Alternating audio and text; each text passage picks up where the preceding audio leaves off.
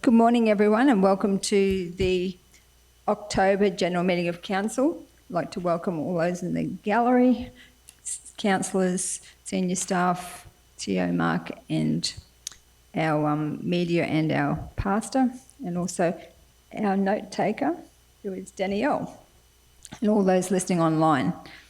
So I'd ask for any leave of absence and apologies. We don't have any, so we'll move on to prayers and ask Pastor LaRue Gomes if he would like to come forward and offer prayers for our council.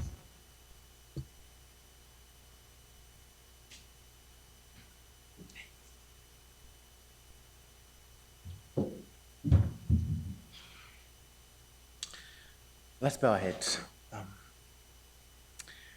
Father God, I just pray, Lord, over our region of Kingaroy, of South Burnett region. Father, I pray for your wisdom for our leaders. God, I pray for all the things that happen in this region, God, for the safety of its residents. Lord Jesus, that you keep them safe and secure. Father, I pray for our teens, Lord, as in truth, they're our next generation, God. I pray, Lord, that, Father, you give them safety in their homes, Lord, safety in their community as well. I pray for their teachers. I pray for their parents. God, I just pray for all the people that are responsible to make this area run. Lord God, I just pray, God, that you bring abundance to this region. Father, it is my prayer and my hope that they'll come to know you, Lord. Father, it is my prayer and my hope, God, that this area will continue to flourish. Lord, I pray for you for safety. I pray for peace and joy. Lord, it is in your name that we pray all these things. Amen. Nice.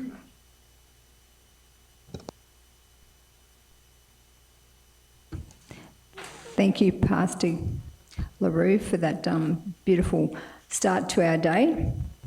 So now I'll call on Councillor Deb Dineen for the recognition of traditional owners.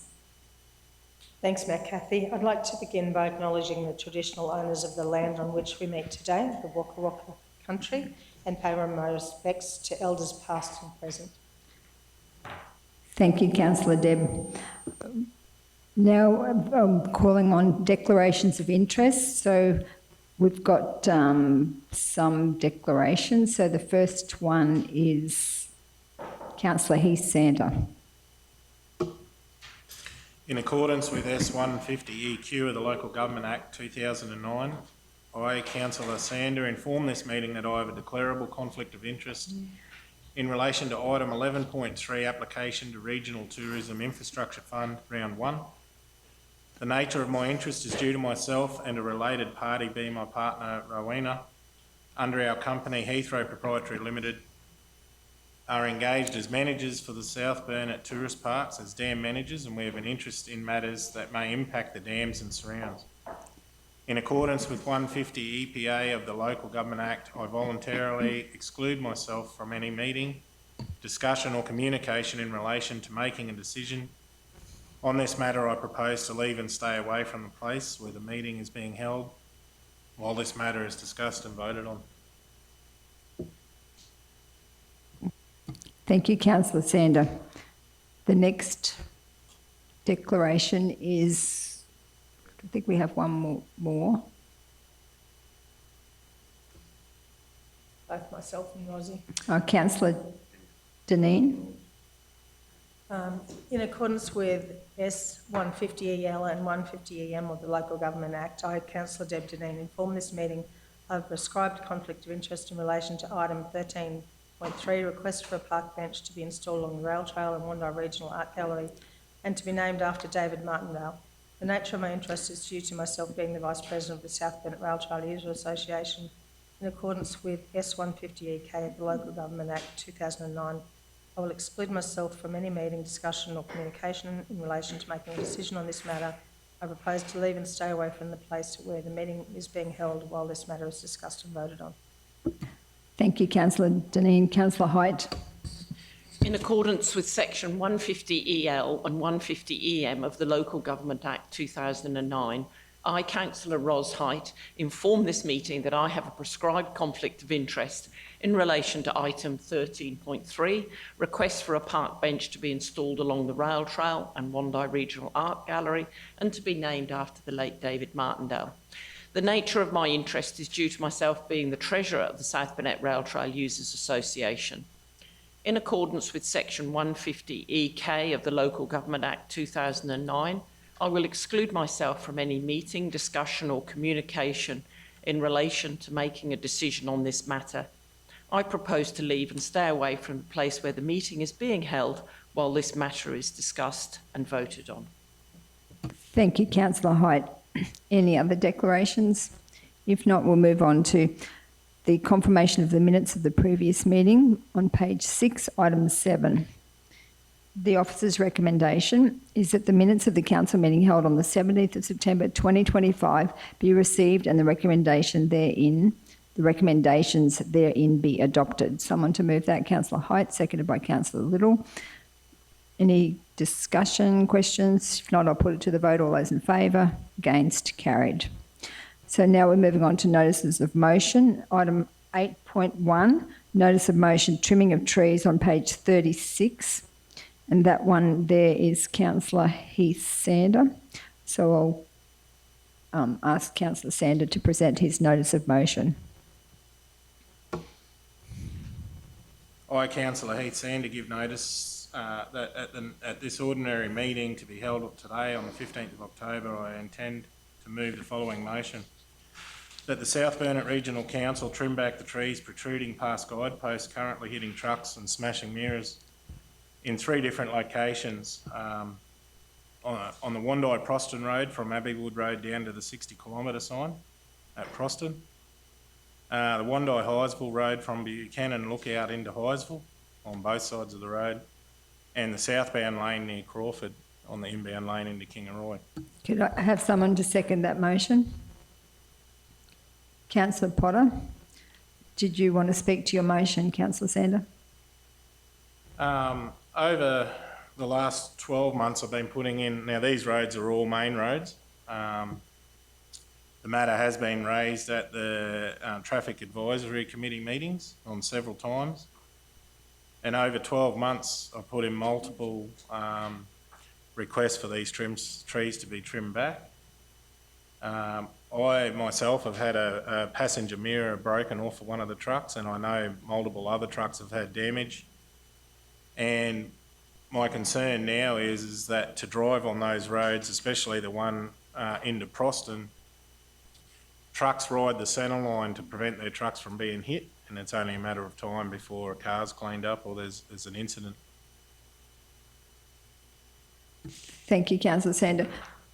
GM Aaron, would you like to offer some comments as to why this has taken so long or why it hasn't happened? Yeah, through the Mayor. So we followed up on the council. I think raised this back in July, and the team followed this up again with main roads. The works on the TMR corridor, I believe some of these sections went under assessment by TMR through their horticulture or environmental people, I believe. They are included in the current package of works which has been issued, and they should be undertaken in the coming weeks, I believe, is my understanding. Does that come out of our RMPC money? Okay, thank you.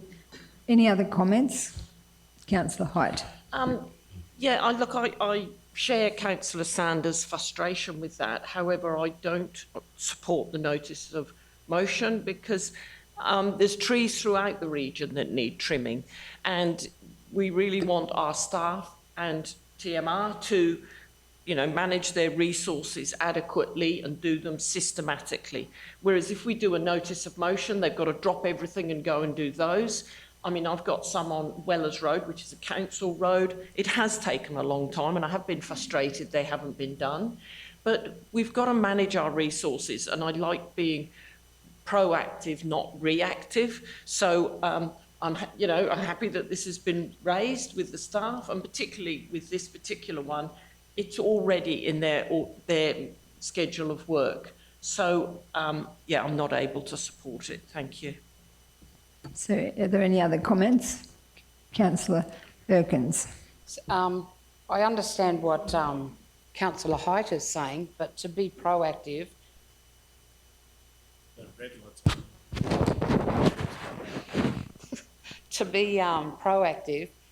really, he probably shouldn't have had to put that in.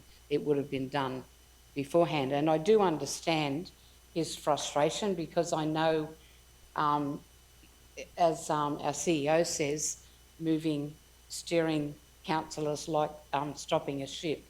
And I know that there are lots of other things that do need to be done. But maybe, I don't know whether we could maybe, what do you call it when you alter the motion? Amended? Amendment that council do a check on all those roads so that they have a program for where we're going with them, so that councillors, if they've got complaints, or council staff could maybe check to see where they are and we can get through. I don't know if we can put.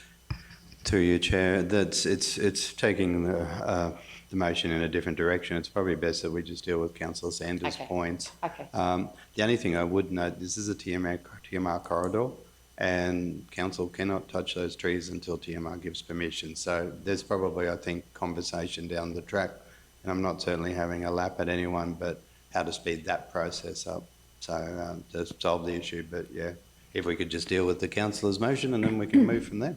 So it's probably, so when you talk about steering the ship, it's probably more like, if we're dealing with main roads and state governments, more like turning a ship with a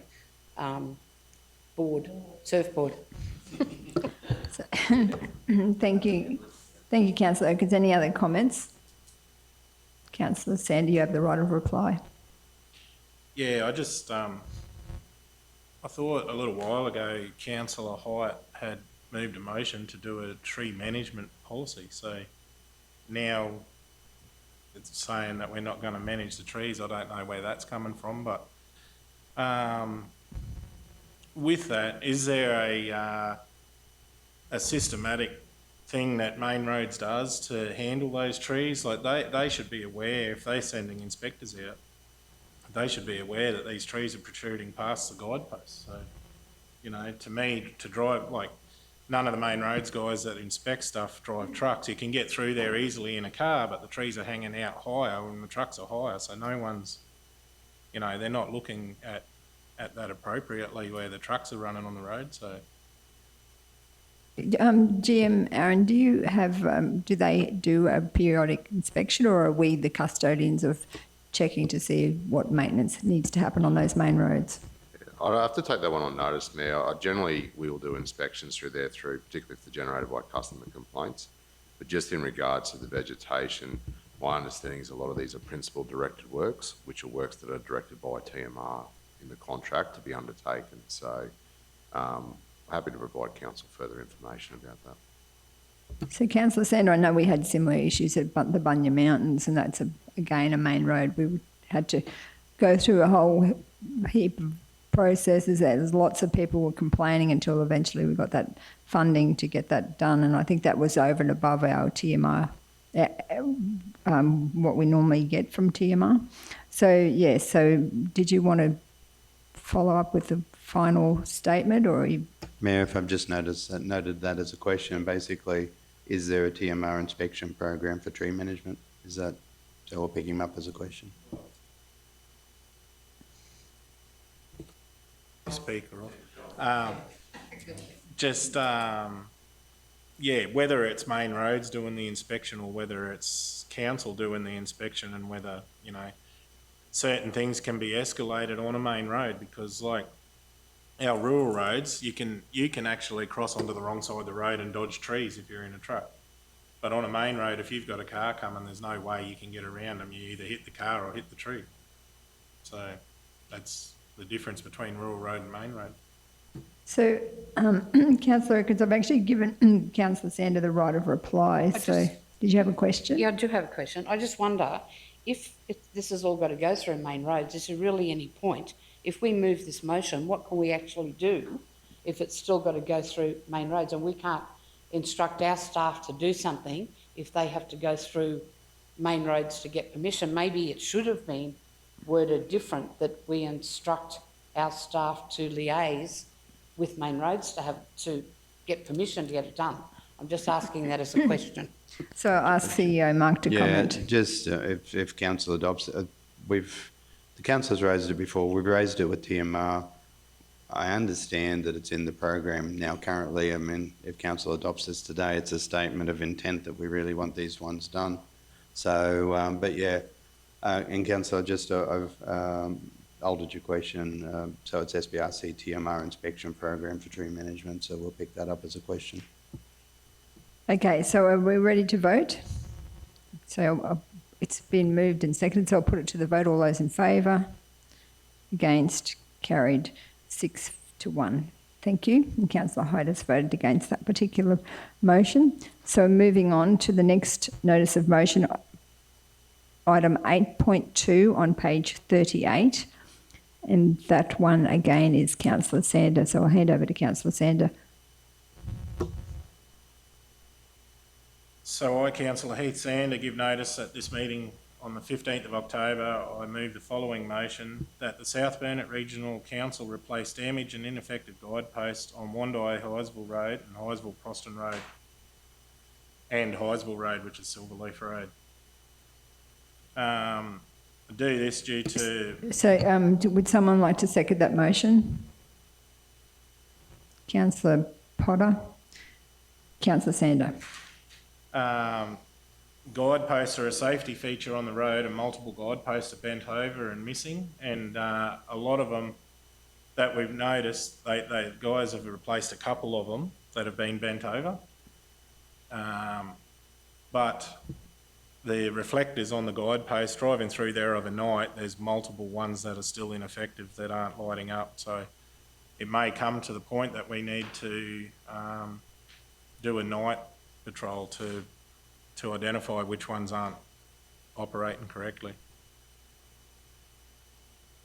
Thank you, Councillor Sander. So a question to GM Aaron. So the guideposts funding on main roads, is that included in our RMPC or is it a separate bucket of money? Through the Mayor, so that'll come out of your RMPC contract. Thank you. Any further comments? Councillor Erkins. Thank you, through you, Madam Mayor. I would just like to point out to our community, driving around a lot of our roads, it does seem to be a little bit of a sport when you see how many guideposts are knocked over. And I just want to draw to the attention of our community that all costs money. They don't get replaced for nothing, and they are not cheap to replace. So I'd just like to ask our community, if you see someone doing it, I'm sure the people that are doing it are not going to come forward, but if you see someone doing it, report them, because it costs you, the ratepayers, money. Thank you, Councillor Erkins. That's correct, because if it comes out of our RMPC budget, that makes it challenging to try and balance that RMPC limited bucket that we have to do potholes, all sorts of maintenance on our main road system. Councillor Potter. Yeah, I know you said it comes out the RMPC budget, but I'm sure the ones that are on our local roads do not come out of the RMPC budget, they come out of our budget. So it's really, it falls right back to the ratepayer in the end for especially our local roads. That's exactly right. So any other comments? Councillor Hyde. Yes, thank you. I agree with Councillor Sander. Yes, guideposts are important and they should be replaced. This year, the agenda tells us that 515 have been replaced 25-26 financial year to date. So that's in the last 3 months, 515. I can't support this because I don't particularly want the guideposts replaced on these 3 roads when we have them across the region, and they should be replaced based on resources and priorities. I don't want the staff to have to drop everything and go to those 3 roads. They should be doing a program across the whole region. But 500 in the last 3 months is a lot. They're doing their best, and as Councillor Potter and Councillor Erkins have said, this is costing our ratepayers a lot of money. Yes, I'd like them replaced. No, I don't want to support that these 3 roads get priority. Thank you. Any other comments? If not, I'll give Councillor Sander the right of reply. Thank you. Could we add an amendment to that and then at the end of it say also across the region? So- Because I believe I moved a motion about 3 months ago that we did guidepost replacement across the region. So, That's CEO Mark. on page 39, councillor. So that's the guideposts they're being paid. So it's already been enacted through that previous resolution. That's why there's guideposts being replaced in the scale. So you can move it again, but it's that one is the one that it's given its head about. I just, this one stands out because I travel that road mostly overnight and it stands out all the time because I'm travelling back in from duties out at Boondooma. But it would be across the region that those reflectors are not working, but I just highlighted these roads because, once again, it's a heavily used road and there's a lot of traffic on it, and the guideposts are ineffective. They're a safety feature, and half the time you can't, especially during those winter months when you couldn't, see the road appropriately. So, and I'll just point out at 500, I just want to let the community know, at 515 guideposts that have been replaced since the 1st of July, on average, they'd work out around $65 each. So you're working that's to supply and install. So it's cost us $35,000 roughly in guideposts since then. So it's not a cheap process, and I don't do these motions lightly to get stuff done, but it's a safety feature. I'm thinking of everyone's safety at the end. So CEO Mark, just so Councillor Sander was wanting to include all guideposts because and I know that you've said that there's another motion that's given it head of power, but in order to address Councillor Height's issue, I guess. The program is and with resourcing and staff as well. So when the staff are on the slashes, they're not necessarily doing guideposts, but when they're up the slashes, they're doing guideposts. So to my mind, the previous one of which Councillor Sander did move, of whichever date that was, April, is what we've been doing the guideposts under. I'm happy to be corrected, I really am, but I don't want to diminish any changes to it. The bit that I've noted for my own notes, isn't that good English? The bit I've noted is the nighttime reflectors. So the guideposts will have been being done through a daytime program. So if you're happy that we just take that way and maybe put it out to a workshop and have a think about a nighttime program and how we would roll that out, because if it's the reflectors are the issue, we won't pick them up during the day. So, CEO Mark, are you suggesting that we just continue on with this particular motion? Yes. Okay, so Councillor Sander, are you happy that we put it to the vote now? So it's been moved and seconded, so put it to the vote. All those in favour? Against? So the motion has been carried 4 votes to 3, with Councillor Dineen, Councillor Little and Councillor Holt voting against it. Thank you. So now we're moving on to item number 8.3 on page 41, and that one is the trim back or remove obstructions to create clear visibility in both directions on Susan Crescent, and that is again Councillor Sander. So I'll hand over to Councillor Sander. I, Councillor Sander, give notice at this meeting today, the 15th of October, that I move that the South Burnett Regional Council trim back or remove obstructions to create clear visibility in both directions on Susan Crescent at Croston. Thank you, Councillor Sander. Someone to second that? So I'll second that. Sorry, Councillor Little. So, Councillor Sander. Putting in this notice of motion, as for over a year I've sent in requests for this to be done, to trim back both ways in both directions. So coming out of Susan Crescent, you've got shrubbery and overgrowth growing on the edge of the road, and you can't see clearly back towards Boondooma Dam. And also looking towards Proston, you can't see that way either. I've received multiple complaints from residents on there, and I actually was out there checking on another job and almost got hit myself coming out of there because you couldn't see the traffic coming.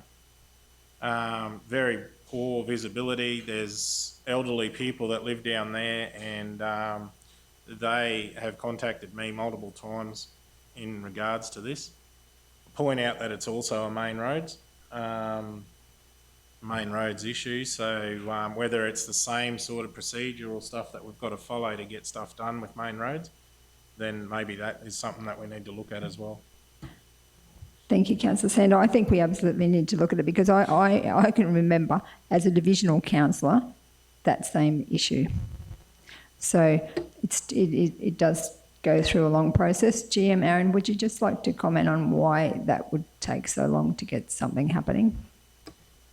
Yeah, through the Mayor, so you will need TMR's permission to clear those trees through there. I'm aware of the trees that the council is talking about. We have previously trimmed them earlier this year.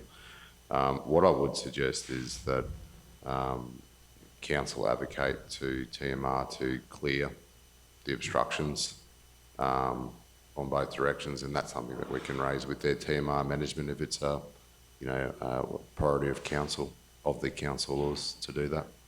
Thank you. Councillor Erkins. I just wonder, I know I have a number of residents contact me about, they can't see down the road and they can't see wherever, and I know I discussed with council at some of these spots. I myself tend to not come out far enough to see whether there's anything coming, and I don't know whether that's a from before trees were growing there or whatever, but I know that I don't come out for that white line, and I know I have discussed with council about them. Some of those white lines are not that clear, and we're talking in Nanango about repainting them and making them a little wider to encourage drivers. You can actually go out further. You're quite safe to come out further, and you can see. And this is, as I said, where people have been complaining about trees in Nanango. And when I've gone back and gone out to where that white line is, you can actually see. So I don't know if that's a thing there, but I do know in Nanango that's definitely a thing, because council staff have come back to me and said, no, that's quite safe. And I'm saying, oh, no, it's not, But as I said, when I go and have a look, I don't know if that's one of the things, but I know I've always had, if council have they decided not to do something, they've normally come back and given me a reason why it can't be done so that I can go back to my community and tell them. So I'm wondering, this is really just a matter of the fact that it hasn't got to the stage where it's going to be done, rather than the fact that they're not going to do it. It's just probably going through the motion again, and we come back to that big ship. I'm just wondering, thank you, Councillor Erkins, I'm just wondering whether it's actually the trees are being trimmed and then they're growing back again, because they're just like they're getting bushy again, and that's what the issue is, whether it's, because I when you said this, that you'd done it earlier this year, because I remember me, like back in the as a divisional councillor, trying to get that happening. So whether it's just something that just keeps reoccurring, maybe that's what's causing the issue. So, Councillor Hyde. Sorry, again, Councillor Sanders, I can't support. We've all got issues that we've raised, and, they haven't happened as quickly as we want.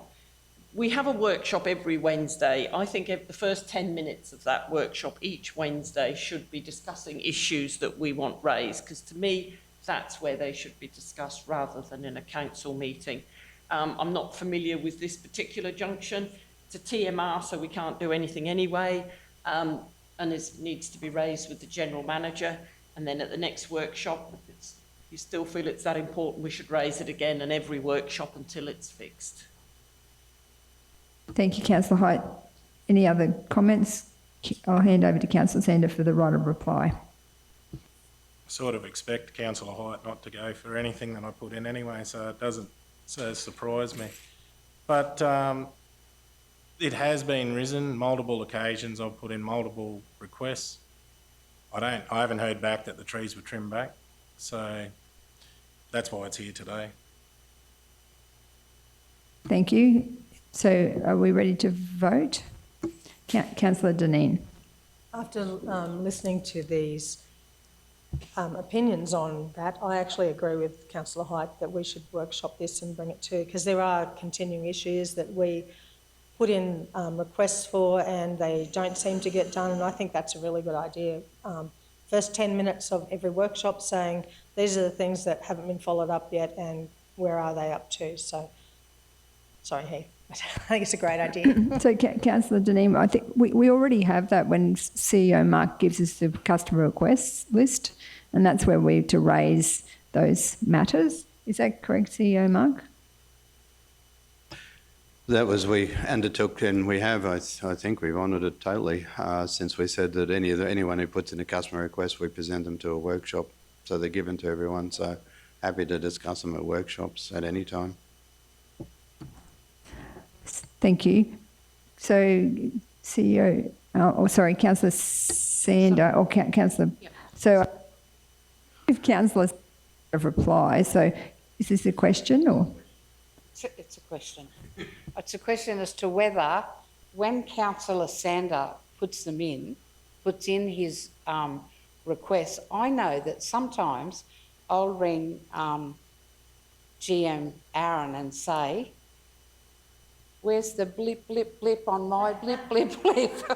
and then I think, and he'll say to me, have you put it in as a customer request? And no, I haven't. I've just been speaking to someone. And I do know that sometimes I'll say, you know, could I talk to you about this and rah, rah, rah, but I didn't actually put it in as a customer request. And I'm realising now that it's the same as when someone speaks to me. If I don't get something in writing, it's very easy to let that slip through. And I know for the staff, with all due respect, Heath, they do have 7 of us in there complaining, and, you know, we all have our residents complaining to us and we go in and we're complaining to them. I know when that customer request list came out, you know, I looked at it and I thought, well, I've been asking about such and such, but then I thought about it and I thought, oh, you've been whinging to James about something, but have I actually put in a customer request? I was talking to Sally, so that's probably, I don't know, because you did say we had more customer requests in than you did when that list comes through, so maybe some of them, not all of them, but maybe some of them, they're not actually going in the correct way, because complaining to some of the staff is probably not the same as putting in that customer request. Thank you, Councillor Erkins. Councillor Sander. So this has got to be a question too. No, you're allowed. No, you can have you can answer that question. I think Mark found the issues with my customer requests. They were going to somewhere else, I don't know where, probably the junk file, but he did find them somewhere else because they come through as in another section somewhere, so I don't know where that was, but there was a heap that went to a different customer request. So I think he's fixed that problem now, but there was a lot of customer requests that hadn't been actioned because they weren't found. I think that CEO Mark, did you want to comment on that? Because I think they were in a different section. So, yeah, we did. And this is why when we, and feedback, if you help me, any feedback of the ones that you know you've put in, if you attend through the website, so it was just a technical thing, they go in as a guest. So if you go off the web portal and go straight in and don't log in, they get treated as a guest, so they don't get, when we do the searches for the councillors' names, they don't get picked up. So the monthly, and that's why we've, and at request and happy to do, is print out that list every month now so people can see. So if something's missing, let us know, because then the ladies in exec services, I can't take credit for it, actually acknowledge Linnell. She spent a lot of time looking about how and where they could be going. And so if you put them in as the guest portal or put them in through the web portal, they just get treated as guests, and so they go into the guest box. They certainly don't go into the junk box. They never have and won't do.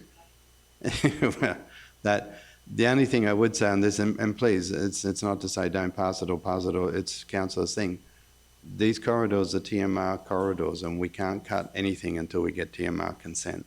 So that's just as a process going forward, accepting that this will go through. Councillor Sander. Maybe I change it to lobby TMR to clear visibility in both directions. The wording's fine, councillor. We'll put it forward to TMR again, and the resolution's fine as it is as far as the wording. So. Okay, so we're ready to vote. So it's been moved and seconded, so put it to the vote. All those in favour? Against? The motion is carried. 5 votes to 2, with Councillor Dineen and Councillor Height voting against it. Thank you. So now we're moving on to the divisional updates. Just so everyone knows, we haven't got Christy doing these anymore so that there's live streamed or recorded, but that they're being recorded automatically with that camera that's right up at the top there in the middle above the clock.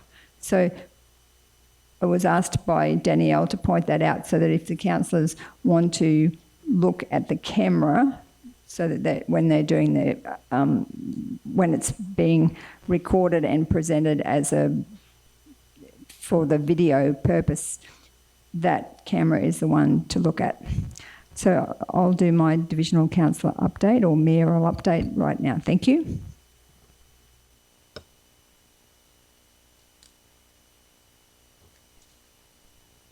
Good morning, and thank you to everyone who is picking up the South Burnett for the month of October, and particularly our council staff who are picking up this week and for the morning tea yesterday. We are not only supporting our breast cancer nurse, Sue Cox, we are also advocating and raising funds to support an all-cancer nurse for our region. I would also like to congratulate the Relay for Life Committee, the Ride for Relay team, and those who supported our breakfast launch. The funds raised through Relay for Life support Cancer Council Queensland and the work they do, particularly in cancer research and hopefully one day to find a permanent cure for cancer. Mental health continues to be a serious issue for everyone, and with Are You OK Day and the recent Walk for Hope, we continue to support and raise awareness and funds to try to reduce the number of suicides, which is currently 9 a day in Australia. I urge everyone to keep an eye out for each other. We are all very grateful for the beautiful rain that has fallen in many places across our region. The Fire Service Burnett Area Office continues to monitor the South Burnett situation, and the local fire ban was lifted yesterday after the recent rain. Although we have had rain, there is still a large fuel load, so I ask you to continue to support the local fire brigades and rural volunteers by ensuring that your property is as prepared as it can be in the case of a bushfire. I also encourage you to ensure that Council's emergency dashboard is easy to access on both your computer and your mobile devices. Get Ready Queensland Week has just passed, but it is a great reminder that we need to be prepared for disasters. Weather doesn't plan, but you can. Regardless of your personal situation, planning for extreme weather events is important.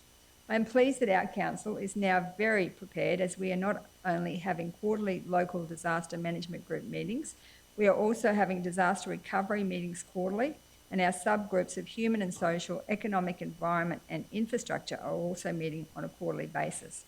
In closing, I would like to thank my fellow councillors, CEO Mark, the senior staff and our whole council team for continuing to work together for positive outcomes for our region.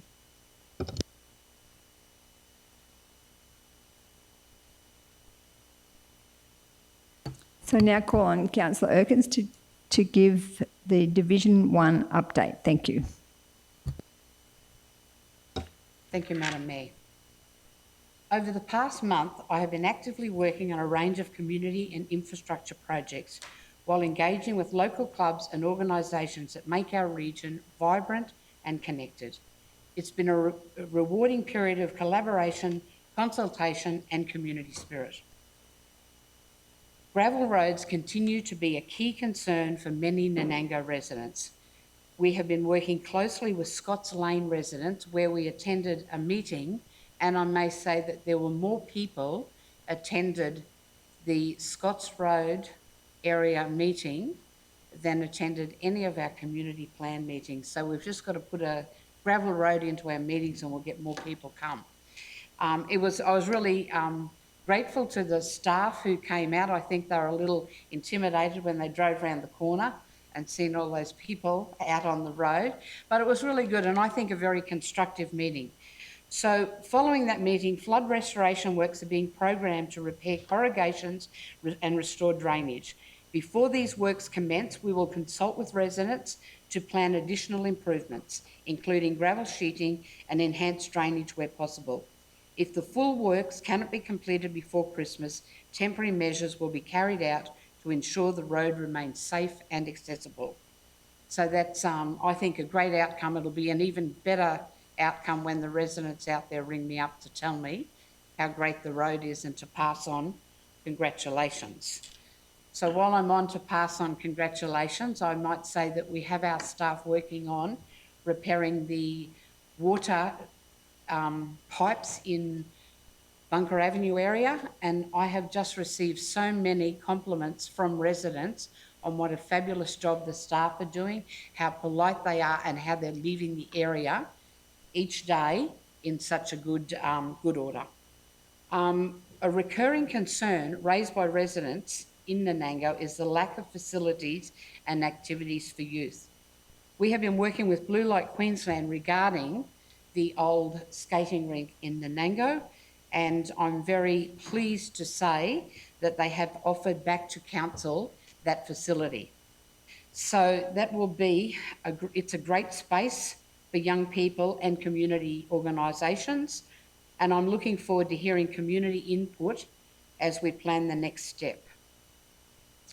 This month I was pleased to attend events hosted by the Nanango Kennel Club, the Nanango Western Performance, the Carriage Club, and the Swim Club in Nanango. It is just great to see so many volunteers working those clubs and giving activities for people to attend. Alongside Councillor Danita, we travelled to Blackbutt, where Councillor Linda took us to visit Cherry Tree Creek.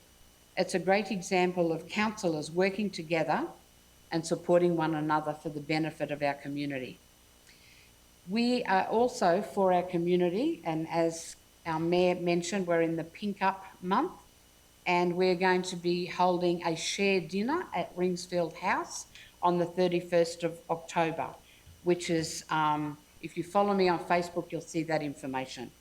I'm also looking very forward this weekend to going to the Waterhole Rocks, and anybody, whether you dance or not, whether you're like me and just like to sit and watch them and think back to the days when I would have been first on the dance floor, the outfits are amazing, and it's a great weekend, so that's on at Nanango. We also participated in Mission Australia's Sleep in Your Car event to raise awareness of homelessness. And I think, well, I do understand, as some people have pointed out, spending one night in your car really does not mean the same as someone who needs to sleep in their car or doesn't have a car and is in a tent or doesn't have a tent. We are fully aware of that, but the whole point of the exercise was to raise awareness of homelessness. And while we did raise quite a bit of money, and over half that money was thanks to Councillor Potter, one of the things that the Mayor raised was maybe next year, rather than doing something like this to raise awareness, but to financially support an organisation that it supports statewide, maybe we can raise some funds and donate those funds to something in the South Burnett. So it's definitely something that we have in mind. Other things that have happened, and I'm sure that my fellow councillors will go further on this, but Councillor Potter and her suicide prevention walk was well supported by councillors and community alike. I know that Councillor Little is very involved with the Lions in Blackbutt, and I know that councillors went down there and assisted with her barbecue for people. This month has balanced essential infrastructure planning with meaningful community engagement. I continue to work with many groups and residents across the region and look forward to ensuring that local voices guide improvements and opportunities ahead. And for those of you who are unaware, GP chat is my friend. Thanks. Thank you, Councillor Erkins. Well said. So I'll ask Councillor Little to come forward and present the Division 2 update.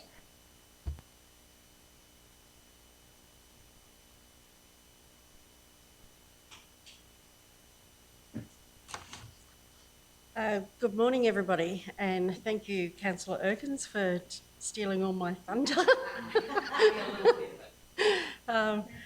So it was an absolute pleasure to have my fellow councillors come down to Blackbutt and experience some of the wonderful things that happens in the best part of the South Burnett. Well, it's been another incredibly busy month with heaps of workshops and meetings and community get-togethers to attend. But today I'd like to focus on some Division 2 events that are coming up over the next month. So I'll start with the Blackbutt Tourism and Heritage. They're hosting an Elvis tribute show at the Memorial Hall this Saturday night, the 18th of September. The cost is $25 for adults, kids are free, and for that price you get your admission ticket, a light supper, and a free drink on arrival. So if you're an Elvis fan, I highly encourage you to come down to Blackbutt and enjoy a good couple of hours there. All the proceeds from that event will be going towards their Timber Museum project. So the Blackbutt District Tourism and Heritage are very close to raising all the funds that they need to bring the building down to Blackbutt and get it put on stumps and then start turning it into a museum. So as much support as we can get would be really helpful. Thank you. If you're looking for something a little bit different to do, something that won't cost you a lot of money, and it's an absolutely fabulous place to go for the rest of this month and into November, why don't you pop up to the Bunya Mountains and see the fireflies light up the rainforest. It's absolutely beautiful, and it's an amazing spectacular from Mother Nature, and it's a must-see for all ages. And on your way home, you could always call in at the Maidenwell Hotel and have yourself a nice dinner and cold drink. Blackbutt Banarkin Aged Care are hosting a Comedy for a Cause night. This is to help raise funds for the Green Hills Villas project. This project is a housing development in Blackbutt with hopefully up to 16 one and two bedroom houses for our elderly, our vulnerable, and it's an affordable homes project. So we'd like to get a development application in to the council. So if you can come on the 1st of November to Blackbutt Memorial Hall, all the funds will help the BBAC move forward with their plans to build these affordable homes. The night will not only have some world-class professional comedians, it will be a night of fun, auctions and dress up.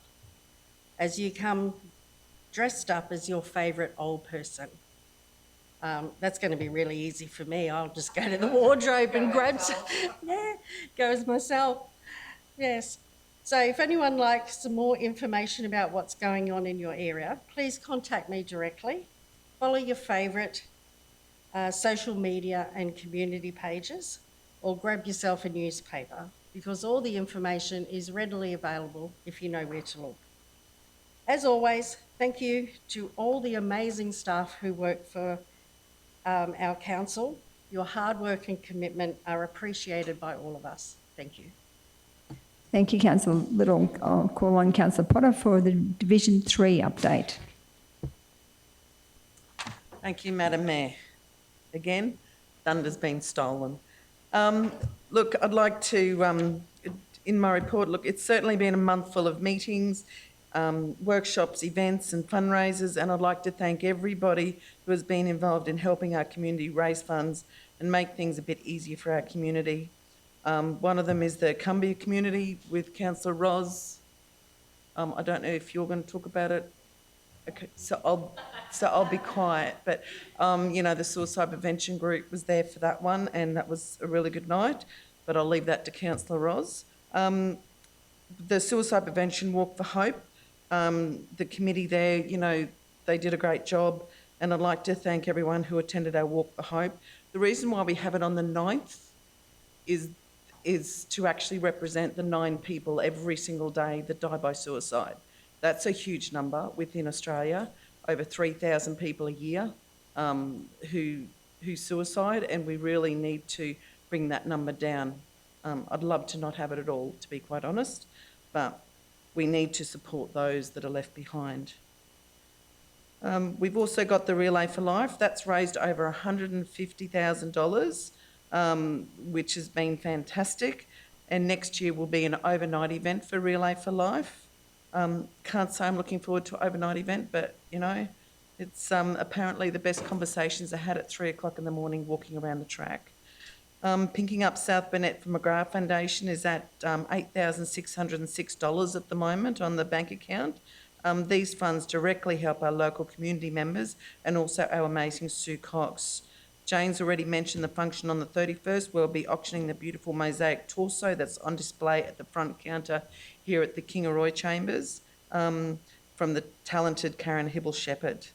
So please have a look at that one. Alice Street in Kingaroy is nearly completed. We've had a few hiccups along the way with Alice Street, but it's looking a lot better. And we've had an on-site meeting with Deb and some of the staff and Mayor with regards to Edenvale North, Hatteras Road and Clark and Swenson's. I would like to thank the Arts, Culture and Heritage Advisory Committee for helping with the RADF grants, the Regional Arts Development Fund grants applications, and sitting down and going through the plethora of paperwork related to the arts and heritage. And with a bit of luck, we can cut back and make it easier and more streamlined for everyone. Next week, while the councillors are away, I have the pleasure of attending the High School Awards at St Mary's, Nanango and Kingaroy High Schools. And I'd like to congratulate all the students in advance, and we are truly lucky to have some incredible youth in the South Burnett. And I cannot mention youth without mentioning the Youth Council, who have been lucky enough to get the ABC Haywire grant to make some how to adult videos. So congratulations, and now the hard work begins because we actually have to do it. I can't mention the Youth Council without mentioning special mention to Michelle from Communities, as she's been front and centre, helping in every aspect. We couldn't do it without you, and also along with Kate, our grant writer. So thank you, ladies, for that. The South Burnett Sexual Assault Action Group has a Q&A on sexual violence and support at St Mary's Parish Hall on the 29th of October. The booking is done by Senecare at the Biscuit Tin, which is actually behind the St Mary's Hall. So please get along to that one.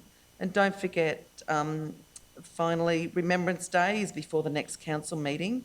So please, on the 11th of the 11th, attend your local RSL Remembrance Day service to show your support and respect to honour all of our armed forces members who have died in the line of duty, and to show your support for all RSLs. Thank you. Thank you, Councillor Potter. I'll hand over to Councillor Dineen to give the Division 4 update.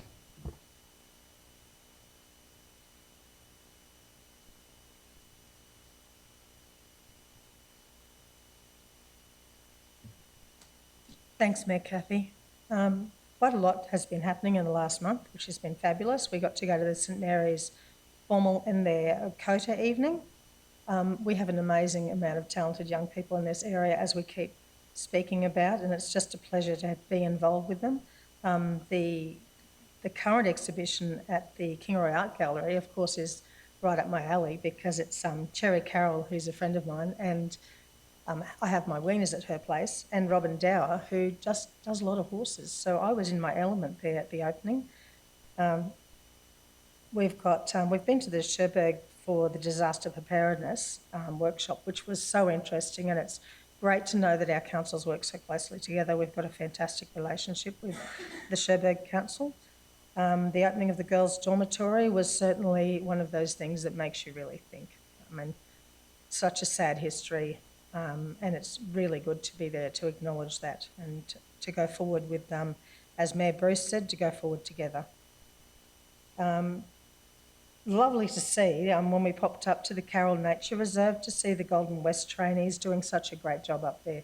To have that come to fruition, I really appreciate Manager Leanne, her assistance in that, and we're actually getting some great outcomes from it already. They've been on the rail trail. We went to the Skills Centre graduation. What a group of great young people, not even young people, a lot of varied ages, who've learnt a great deal of new skills, and we're looking forward to their futures here. I think we should nab some of these people for council because they're certainly showing that they're wonderful. They just needed the opportunity, and then we've provided it via those organisations. I was really proud to also find out and receive my tenure badge from the Go Getter Girls, a local organisation, a ladies running group really that's morphed into more of a ladies walking, running and support group. They made a team to go to the Relay for Life event, and it was lovely to see them there. And they also came to the suicide prevention Walk for Hope, which just makes you realise with personal stories that yes, suicide touches every family, every person. And thank you, Councillor Potter, for that morning. It was really, really wonderful. The Pinking Up South Burnett has been fantastic. And Mayor Cathy and I had an absolute blast after the Relay for Life going over to the Speedway, who were so supportive. The Speedway committee came in here to ask us for support with one of their races. And we said, oh, we've got this Pinking Up South Burnett, we'd really like you. Well, they've just jumped on board. And they've, when we walked around the crowd with the frame, they were also happy to get their photos taken and to support. And then the Speedway Committee actually donated their half of the raffle to the cause as well.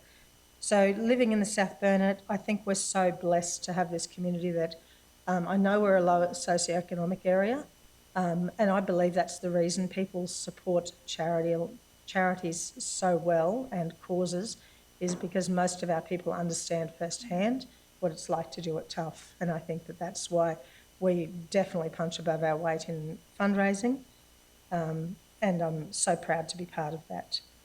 So many things happening. The netball presentation night, the Saints presentation night was fantastic as well.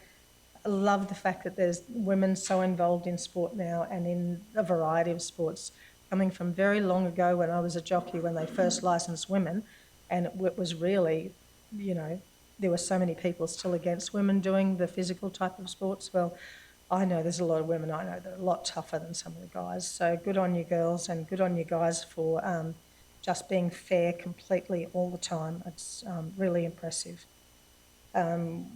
This Saturday is Wando Races, and it's a very special day in honour of two beautiful sisters who have passed away, Monica Ryan and Kathleen Holt. So that's going to be a wonderful but tough day. Also, we've got Sunday, Hillary Cottages fundraiser for the Catherine Hamlin Fistula Foundation. So I think that that's already booked out. It'll be a wonderful day. Great to see local people again, backing people who just need a hand. So thank you very much. Thank you to my fellow councillors for all they do. We really appreciate it. We also don't appreciate councillors and individual councillors being singled out for some of the things that we do. Just a point is that with the rates, we try so hard to keep those rates down, to make them affordable. If people are having a tough time, we have very many mechanisms to support them, and that continues, and I really appreciate what our key staff have done in that and what our councillors are doing. And please don't ever, community, think that we take this lightly, because we don't. We understand how difficult it is.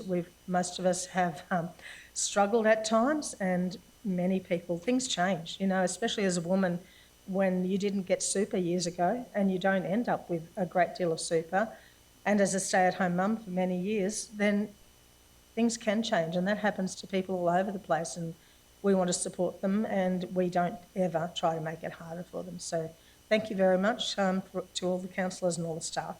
Thanks. Thank you, Councillor Deneen. I'll call on Councillor Sander for the Division 5 update.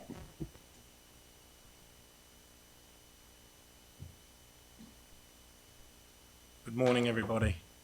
Over the last month in Division 5, there's been many of things happen. Not so many events. I've attended a few. The independent living auction and bowls night in Mergen on Friday night.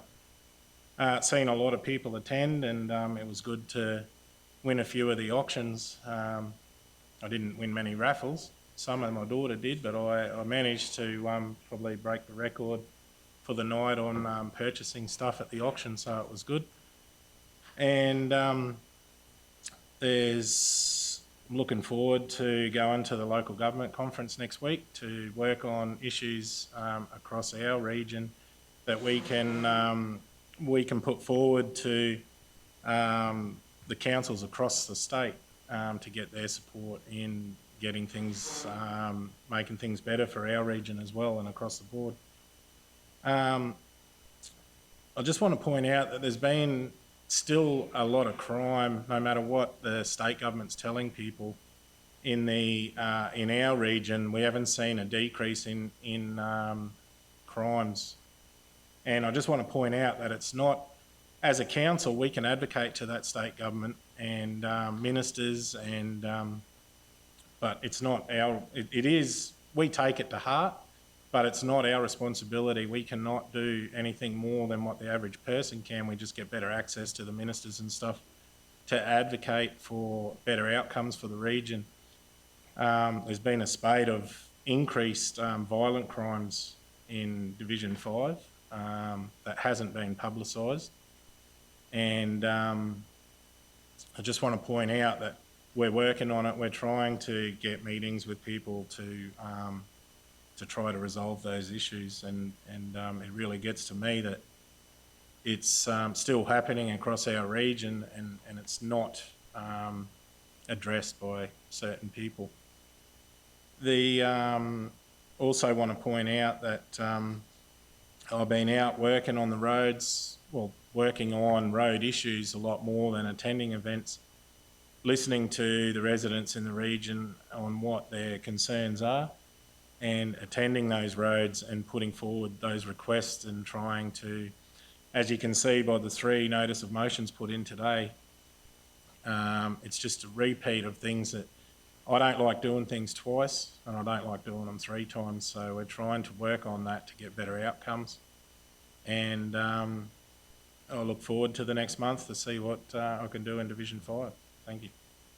Thank you, Councillor Sander.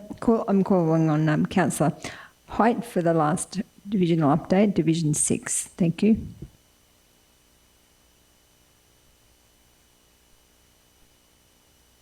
Well, good morning, everyone. The first 4 councillors all used the little step. The last 2 councillors don't need the step to stand on. Welcome to a quick update of Division 6, and it was lovely to have a bit of rain on, was it Sunday night? Sunday night. I think it was across the region, which was fantastic. We were so excited to get 20 mils, and then I heard lots of other people had more, so then I was slightly peeved, but anyway. But it is tough on the land, and as Councillor Potter mentioned, in Cumbria they had a screening of the film Just the Farmer, which highlights a lot of issues around mental health and suicide, but particularly the challenges of farmers. It's a tough life. So it was a great screening, and there was also some personal stories which were very close to the heart. But well done to Cumbria Hall for screening the film. Currently doing a bit of community consultation in Memorandum for the new playground there. As a small community with no council infrastructure, I'm really looking forward to having a playground there, not only for the children to play at, but also as an opportunity for mums to meet together, rail trail users to use it, and I think it will be quite a valuable resource for that little community. The big art gallery exhibition in October is the Acquisitive, sponsored by South Burnett Regional Council. So the art gallery was absolutely full to bursting. It was a great evening and a huge range of marvellous art. And I congratulate all the artists thank all the sponsors and thank you to everybody who attended. It really was a great night, and it's great to support our artists. I attended the Relay for Life with most of the councillors and congratulate them on their 20th. I think I was there the very first year, but I can't, or one of the first years, which was great. And congratulations to Rowena and her committee with that. The federal member for Flynn, Colin Boyce, was in our region this month, and it was fantastic to meet with him.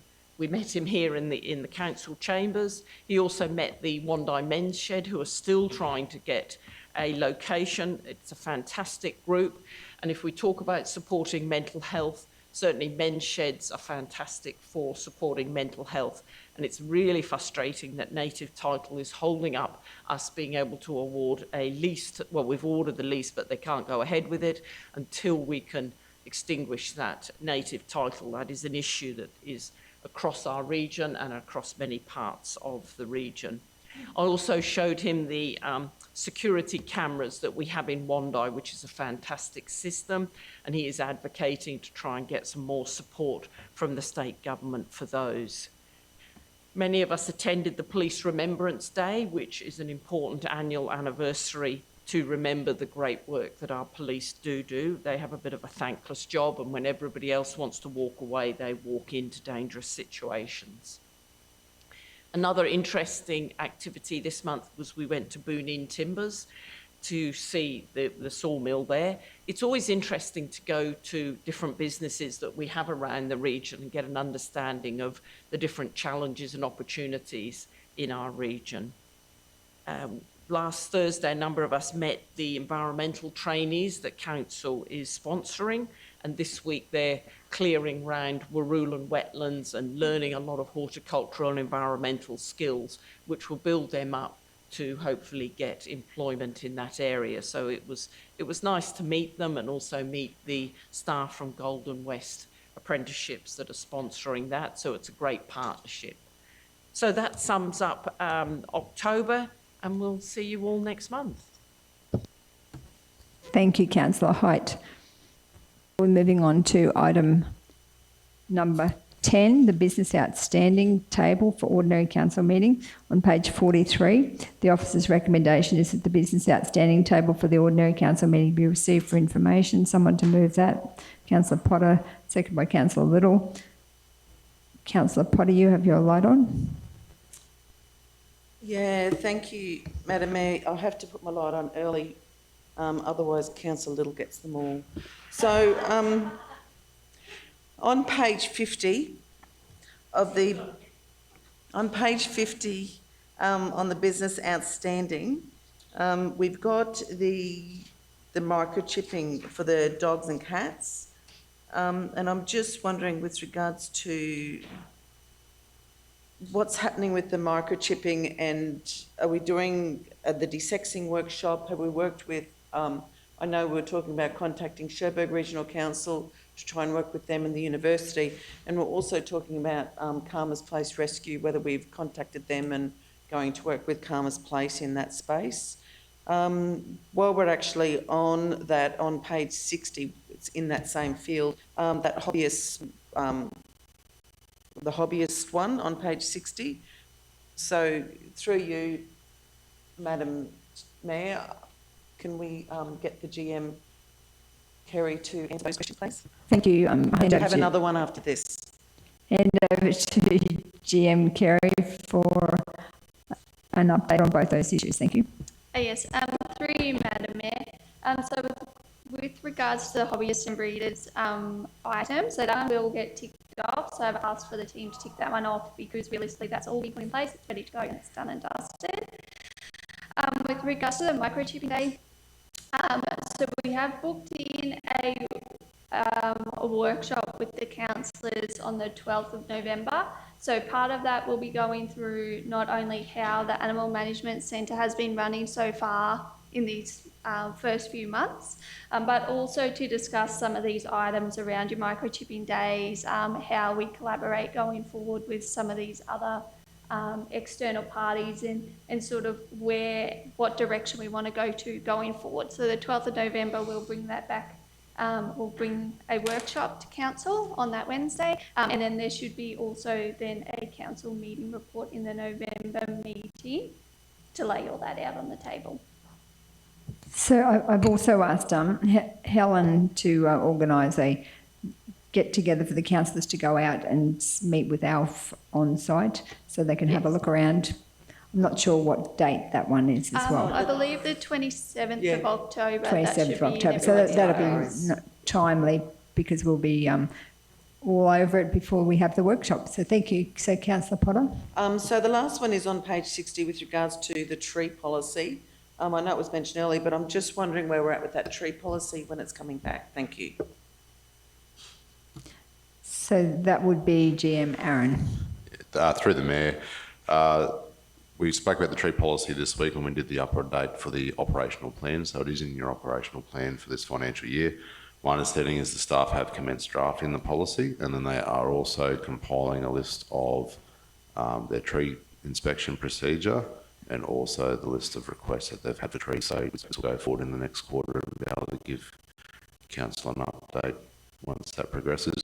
I would hopeful that we would either be aiming for a workshop on that this quarter coming or early in the next quarter after that to bring that one forward. Thank you. Councillor Potter, are you happy with all those answers? Certainly am. Thank you, Madam Mayor. Thank you. Any other business outstanding questions? Councillor Height. Sorry, sorry, Councillor Little, did you have your light on? I can't see your light. Have her light on. Sorry. Yes. So, Councillor Little. You know, this is my thing. Okay, on page 47, resolution 2025 /150, the trial of the waste ID and backflow ID. So at the last September meeting, we approved the trial period. And could I please have an update on when the trial begins? And has anything happened? Because there's absolutely no notes on the business outstanding table. Yes. So through you, Madam Mayor, so the team have had a meeting regarding how they would like this rollout for this trial to work. So we have been in contact with a number of plumbers that service the region to gauge who would be interested in assisting with the trial. We do also have a meeting which the plumbers that have put their hand up, that is going to be towards the end of October. So we will have that meeting with them to discuss how it's going to, how the rollout will happen, what data we'd like to collect, and all of the information. So then that way at the end of the trial, we can come back to council with as much data and as much information as we can to provide whether the trial's been a success or not. So then we can determine if we want to keep going ahead with the program or whether we want to stop after that trial. Okay, thank you. So continuing on page 49, the resolution 2025 /118, the DFRA contract.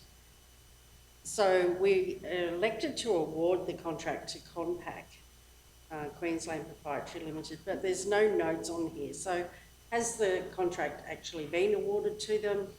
Have they started work? Yeah, like, is there anything actually happening with that?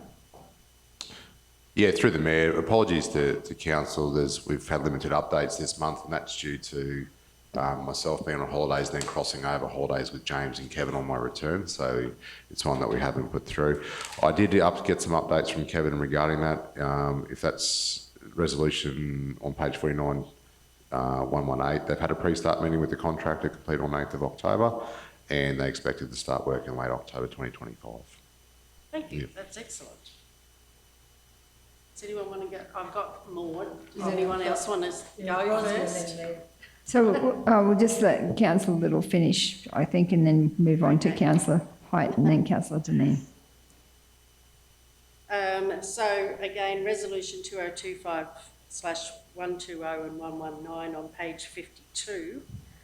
So again, I suppose I just find it a bit of a frustration that on this business outstanding table, there are no notes on any of these, but I believe they probably fall into the answer you just gave me before. GM Aaron. Yeah, through the Mayor, yeah, I do again apologise to the council. We had been on top of a lot of these in the last couple of months, and this is probably one where it's September has been a bit hit and miss. So just in regards to 120, the one on 52, contractors have been engaged for those holding works, and they will be used as required by council going forward. I'll just preempt there also on, I think it's page 52, there's another one there for 119. We've had a pre-start meeting with the contractor completed on 13th of October, and we expect to start in late October as well. And just wonder if I might just update council while I'm going on page 53 for 74 there. Council did ask for a 3-monthly report in relation to those works. There will be a report coming to next month to update council in relation to that as well, if that assists. Okay, thank you, that's great. And the road maintenance and quality assurance, so this one's on page 60, resolution 2025-399.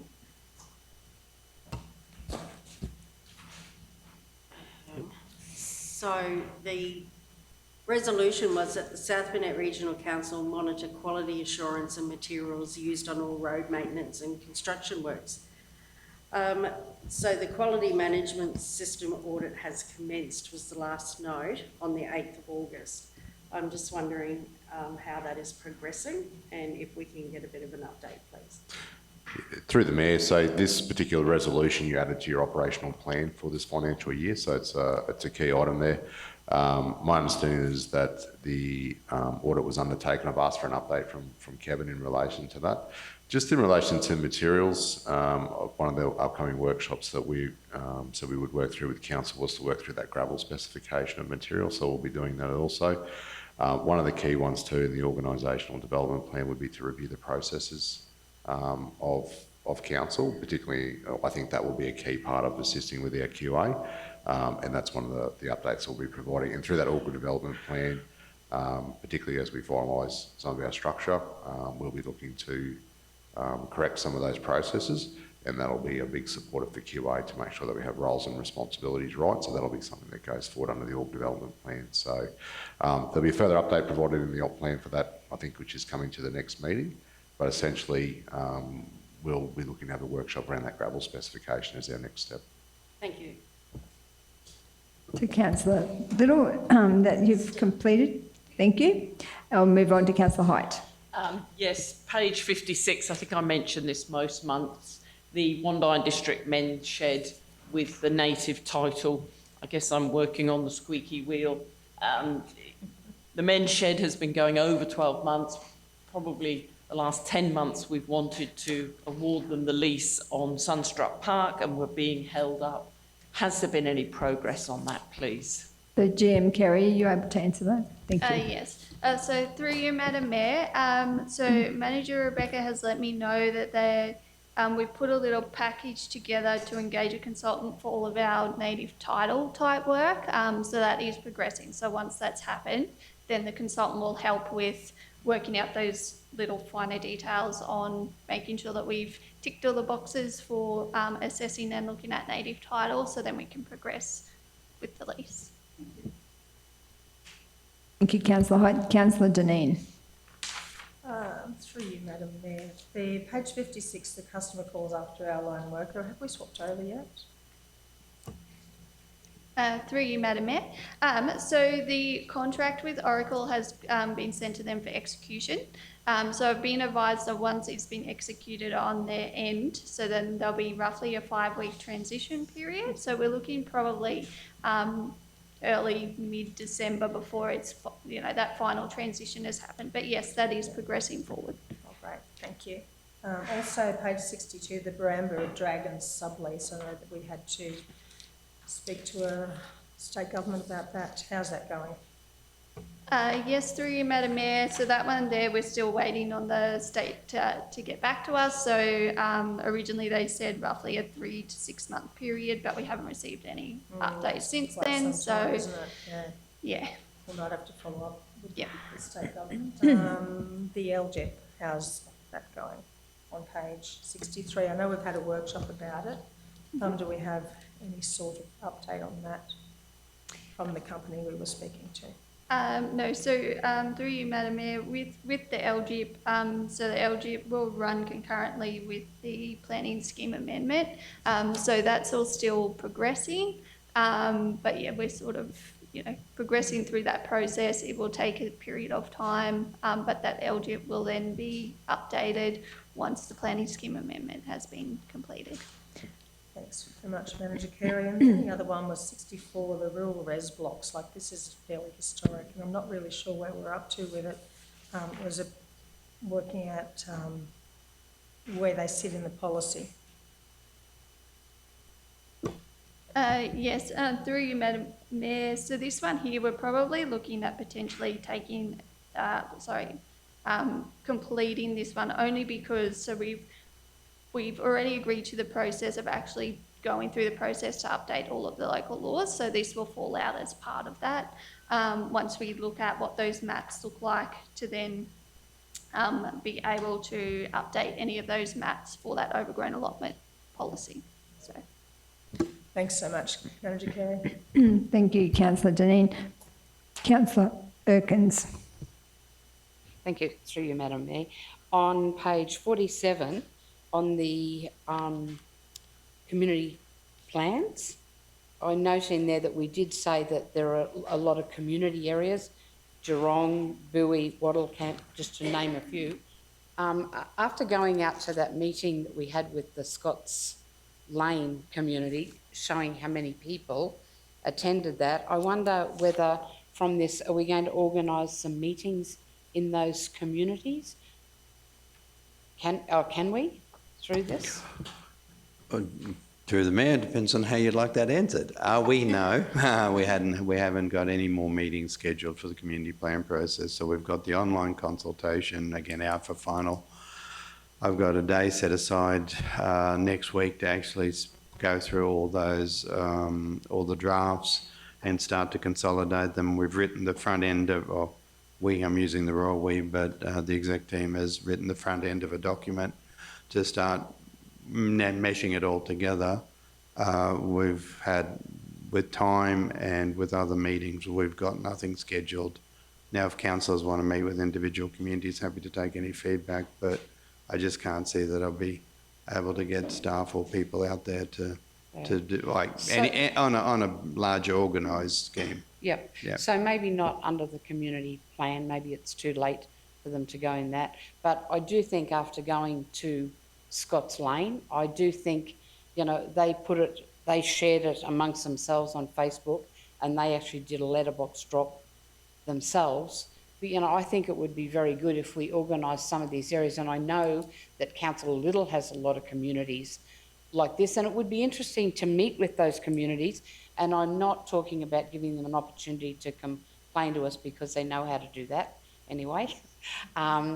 Just an opportunity to speak to them and find out some of the things that are important to them, like from Wattle Camp, do they travel to Kingaroy or do they travel to Nanango? Just those sort of things, because as I've said, when we're doing these community plans, a lot of these villages, while we're looking after the villages, there are not as many people live in those villages as live in these communities. And I think a lot of times they do feel left out. So I would like to, moving forward, if we can look at including them and maybe work towards some meetings at some of these communities. And I'm sure we've all got in our divisions, maybe not in Kingaroy, but even some of them, I think, Councillor Deneen, some of her areas come through to Bowie, and, we could have something combined to talk what type of thing they are looking for from us as a council moving forward. So I think it's a great idea, and so we are planning to do those community plan meetings twice a year. Yep. Every year. So perhaps when we do go out again, we can include some of those areas, like you said, like Wattle Camp and different ones, as part of that whole process. Yep. I'd really like that. And for us to, it's a bit harder to get out to them you know, what's happening, so maybe a letterbox drops to do that. That's probably all. Everything else I think's been raised by my fellow councillors. Thank you.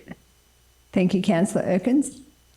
Any other business outstanding?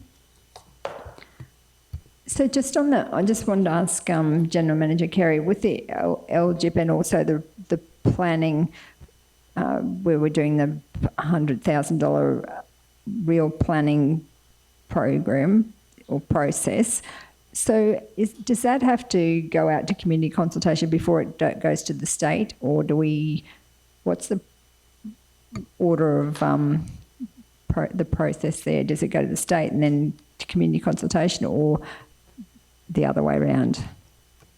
Thank you. Through you, Madam Mayor. I'd probably have to take that one on notice as to what the full process is. I would presume that there would be some community consultation in any of those amendments, that would be part of the process. I'm just not 100% sure where that would flow into sort of the full process, but I can definitely have a chat with our planning department and just find out where the community consultation would happen in that.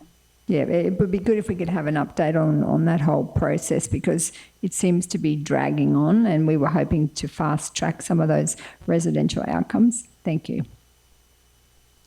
So it's been moved.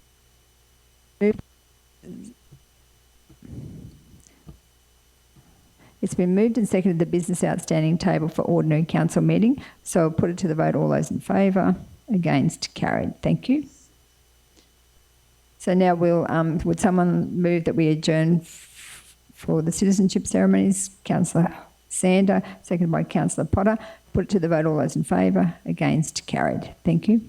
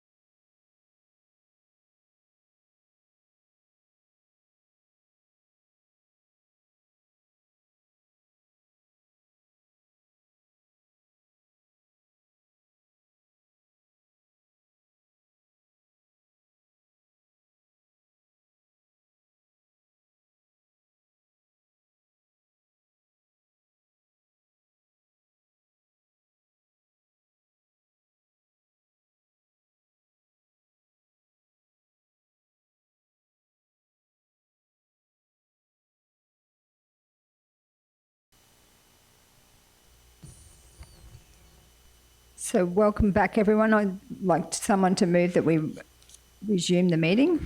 Councillor Sander, seconded by Councillor Height. Put to the vote, all those in favour. Against, carried. Thank you. So the next item is the adoption of Council's annual report, and that one is on page 66, item 11.1. So the officer's recommendation is that South Bennett Regional Council adopt the South Bennett Regional Council 24-25 annual report for the period 1st of July 24 to the 30th of June 25, and that the Chief Executive Officer be delegated to make any administrative changes. Someone to move that? Councillor Potter, second by Councillor Deneen.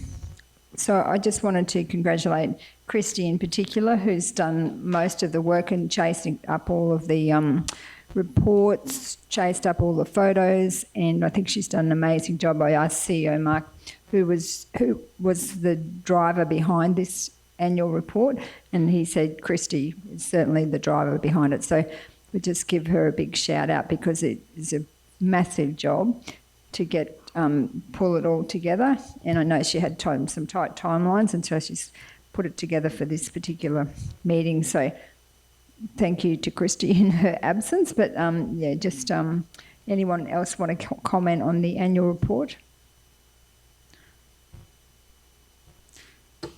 Councillor Erkins. I know I said I wasn't going to speak because I want to leave early. I just also want to follow that. But I'd like to encourage our community who, want to know what they get for their rates, to just have a look through the annual report and just see what is being done for them and how their money is spent. And congratulate our CEO and Mayor for leading, great team, I think. Thank you, Councillor Erkins. And as Councillor Erkins said, the report, the annual report is our report card to the community. So it is a document that it would be good for people to have a look at, because then they can see what they actually get for their rates and the work that we do throughout the year. So again, reiterate what Councillor Erkins has said. It'd be great if the community members would have a look at that report. So just on that, how do they get to look at that report? I know they can go online, but is it available anywhere else in the customer service section? Yeah, generally libraries. We can make, I think whether we leave one of the customer service, but generally the libraries across the region. We also, the online, so they'll be circulated and published. We're waiting on the finalisation of the statement. Well, the statements are finalised, just getting the clean copy back from the auditors, Mayor, and then we'll make sure that there's copies around the region. Thank you. And so if CEO Mark, you could pass on our congratulations and thanks to Christy for that, for her wonderful work. So it's been moved and seconded. We're ready to vote. Put it to the vote. All those in favour? Against? Carried. Thank you. So the next item is 11.2 on page 68, the Christmas close down and staff end of year celebration 2025. The officer's recommendation is that South Bennett Regional Council number 1 will generally be closed from 3 p.m. Wednesday the 24th of December 2025 and reopen on Monday the 5th of January 2026 with on-call and emergency staff to be rostered on over this period. Number 2, shut out the council services field staff from Friday the 19th of December 2025 and begin operations on Monday the 5th of January 2026.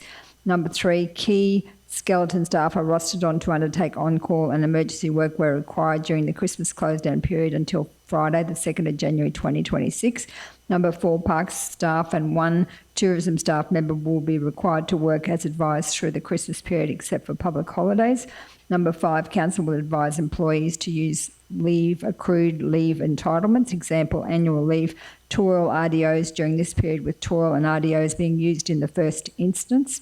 And number 6, the operating hours for the region's visitor information centres over the Christmas New Year period are outlined in the table below. And at least 1 staff member is required to work during this period in case the volunteers need help. So there's a table there. So would someone like to move that? Councillor Potter, seconded by Councillor Little. Councillor Sander.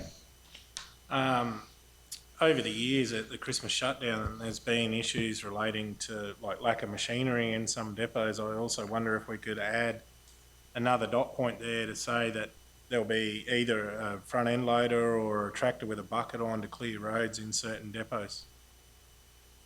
I'll just seek the guidance from GM Aaron on that particular request. Yeah, we'll probably need to have some consultation, Mayor, around that. But yeah, I'll probably take that one on notice if I can, Mayor. So when we take it on notice, Councillor Sander was asking to have it included in this. I just seek CEO Mark's advice. Yeah, I'm just,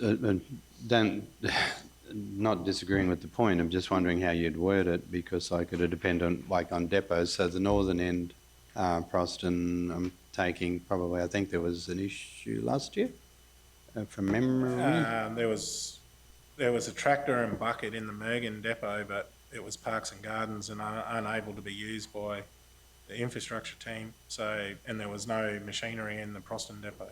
Could I, would it be, it's a question, Councillor, put this one as a question on notice that review and report back on machinery at depots for the Christmas close down, and then that way we can make sure it's in the next month's agenda. So if I formally log it as a question, and then that way we can get the wording right for you. Yeah, all good. Thank you. Any other comments, questions? We're ready to vote on it. Put it to the vote. All those in favour? Against? Carried. Thank you. The next item is 11.3 on page 71, and it's the application to Regional Tourism Infrastructure Fund. The officer's recommendation is that South Bennett Council submit an application for funding to the Regional Tourism Infrastructure Fund Round 1. Oh, yeah. He's Oh, Councillor. sorry. Yep.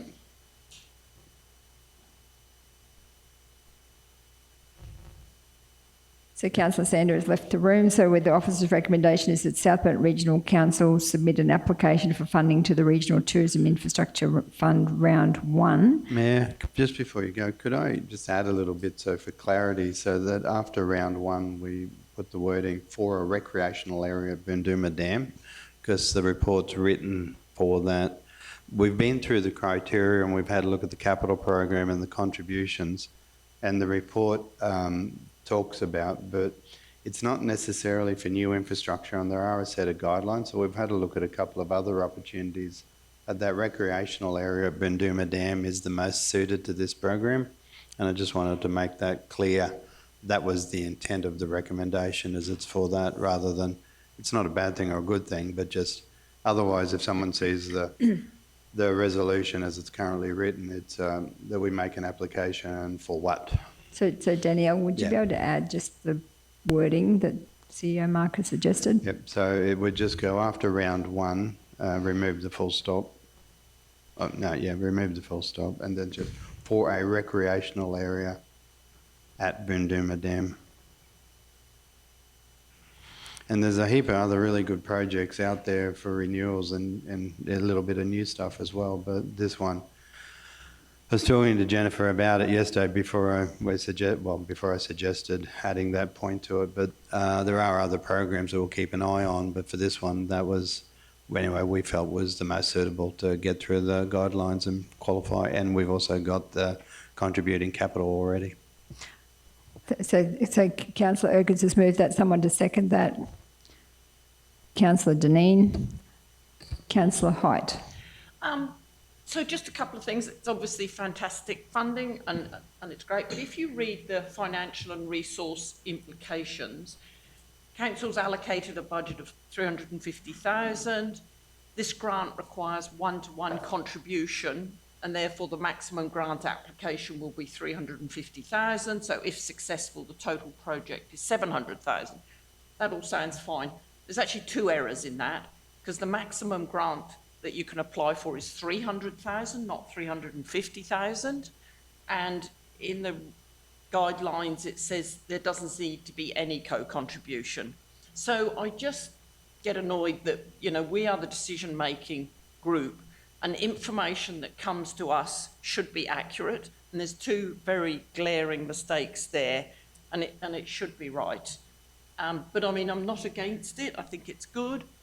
If there's going to be more rounds of this, can we start preparing a couple of other applications, so we've got them shovel ready, because invariably these things come up, and unless you've got a plan, you haven't got time to make the plan. But because this is money which doesn't need a contribution, it is 100% funded, it's a wonderful opportunity. It's only in regional areas, so we're not competing with Brisbane and the coast. And it says round 1, so my understanding is that there are more rounds to come, and I'd like us to be ready, so we've got too good an opportunity not to. But would somebody be able to address the fact that there are 2 errors in that financial implications? I'll take it offline with you, councillor, because I'm not sure that I fully agree, but I'm happy to. Okay, so hang happy to have a look. If you go to page... And it's for, okay, anyway. Page 76 of our thing, which is Yep. whatever page, available funding of up to 300,000 per project. And then at the end of that page, co-contribution is not required. Yep. So it's Yeah. not one-on-one. It's not required, so it's not a glaring error. We've got a contributing capital program, so it actually makes so firstly, I would correct you on that, and happy to have the conversation. To drop it out in the middle of a meeting and say there's glaring errors in it, again, that's the bit I'm probably taking a little bit of an exception with, because I don't believe it's a glaring error, and that's my opinion, and happy to accept and respect your opinion. We have co-contribution in the current capital budget, so it will make our application stronger. So we've got, so yes, it may not be required, but that's not a glaring error for a start. Happy to take it on notice. I thought it was under a stream of the program we can get up to 350, so I'm happy to clarify, and if you're correct, I'm happy to acknowledge it. Yeah, very much. We were chasing the 350 from them. Yeah. Well, I think because it says offers funding up to 300,000, I think if we put an application in for 350,000, it's less likely to be successful. Yeah, more likely to be successful with a co-contribution. Could be. Yeah. So anyway, no, fair point. But then my second point was, can we get a couple of other projects shovel ready for the next rounds? Because invariably these things come up with a very short time period, and they're good opportunities when there's no co-contribution needed. Yeah, we can if we will, depending on there's a range of priorities across the region, and again, to justify or to give voice to the thinking, council infrastructure and tourism infrastructure in particular that's required. There's a debate always between new and renewal. That has to be taken into consideration, and just getting someone to get the things ready, and what the list of priorities is. So, yeah, maybe it's a good conversation about which one's the next cab off the rank. Yeah. Thank you, Councillor Hoyt. Councillor Erkins. I just want to add in there then, Mr CEO, for further rounds, it'd be nice if we have all the our ducks in order for what's happening at the WIA, which we're still waiting for stuff to come back. That may be, and that's a new tourist thing. It may be eligible for something. Would be good to think we could put that up. And just to clarify, reading the points, you're correct, Councillor, it's 300,000 per project. Again, with the co-contribution is why the report, and this is why I do take a little bit of an issue about a glaring error. Applications over 300,000 may be considered at the discretion of the assessment panel. So we know we can apply for 350.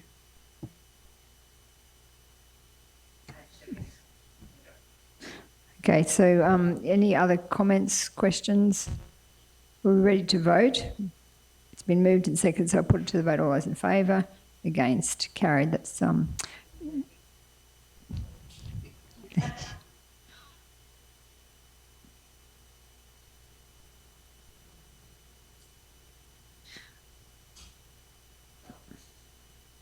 So the next item is 11.4 on page 82.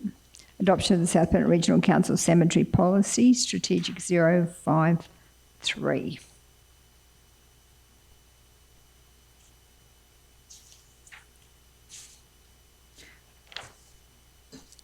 The officer's recommendation is that South Bennett Regional Council Cemetery Policy Strategic 053 be adopted as presented. Someone to move that.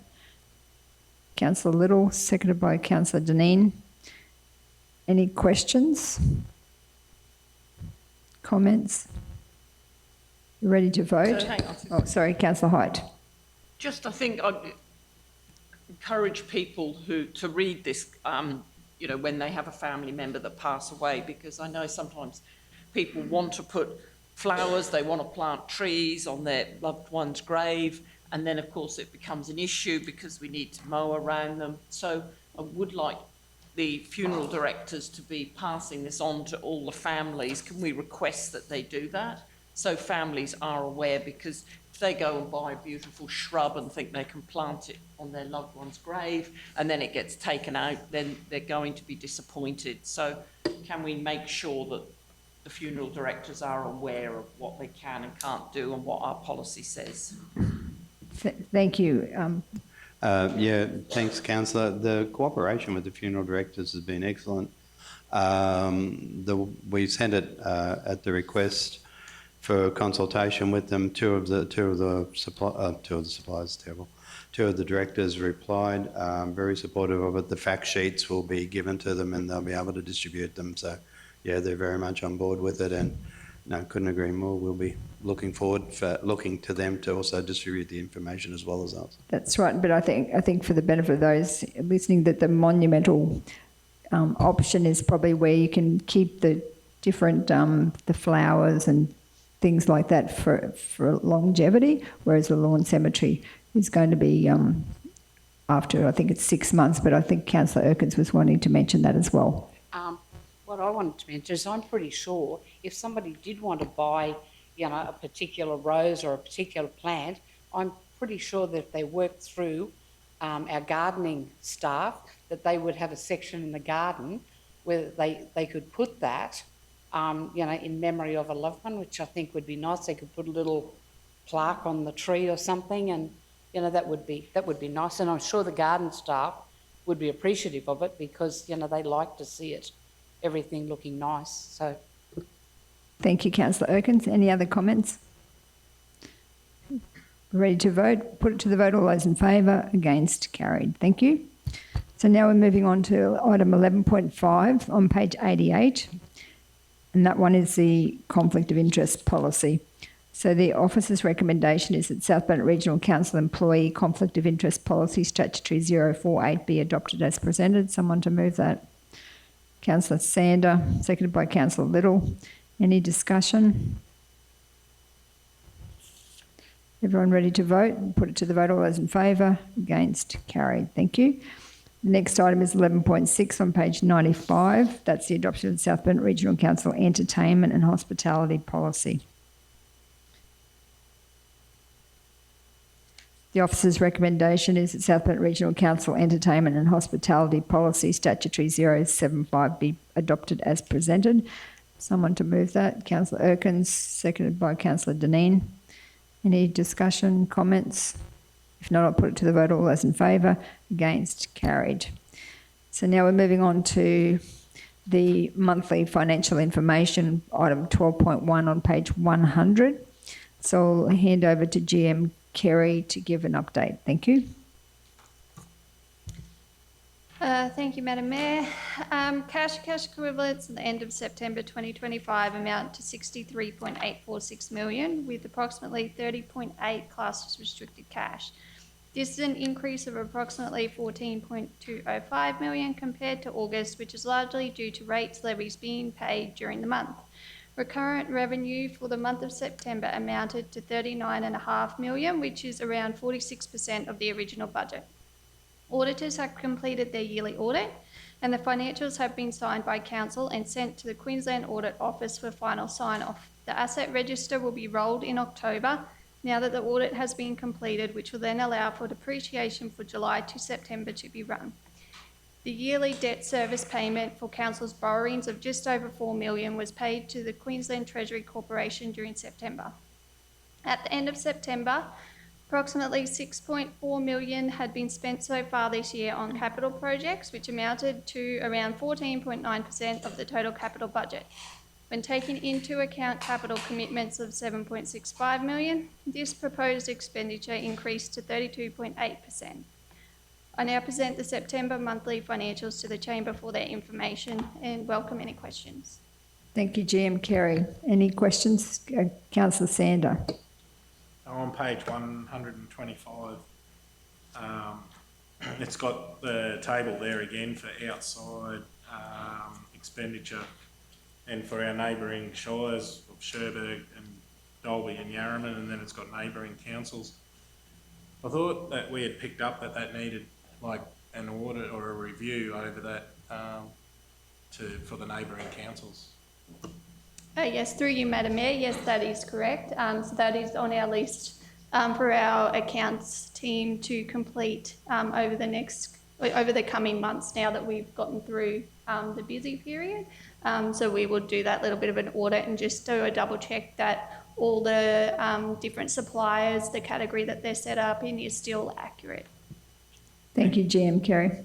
Could we also have the other expenditure, could we have that sent through itemised each month to councils as a standard without having to request it?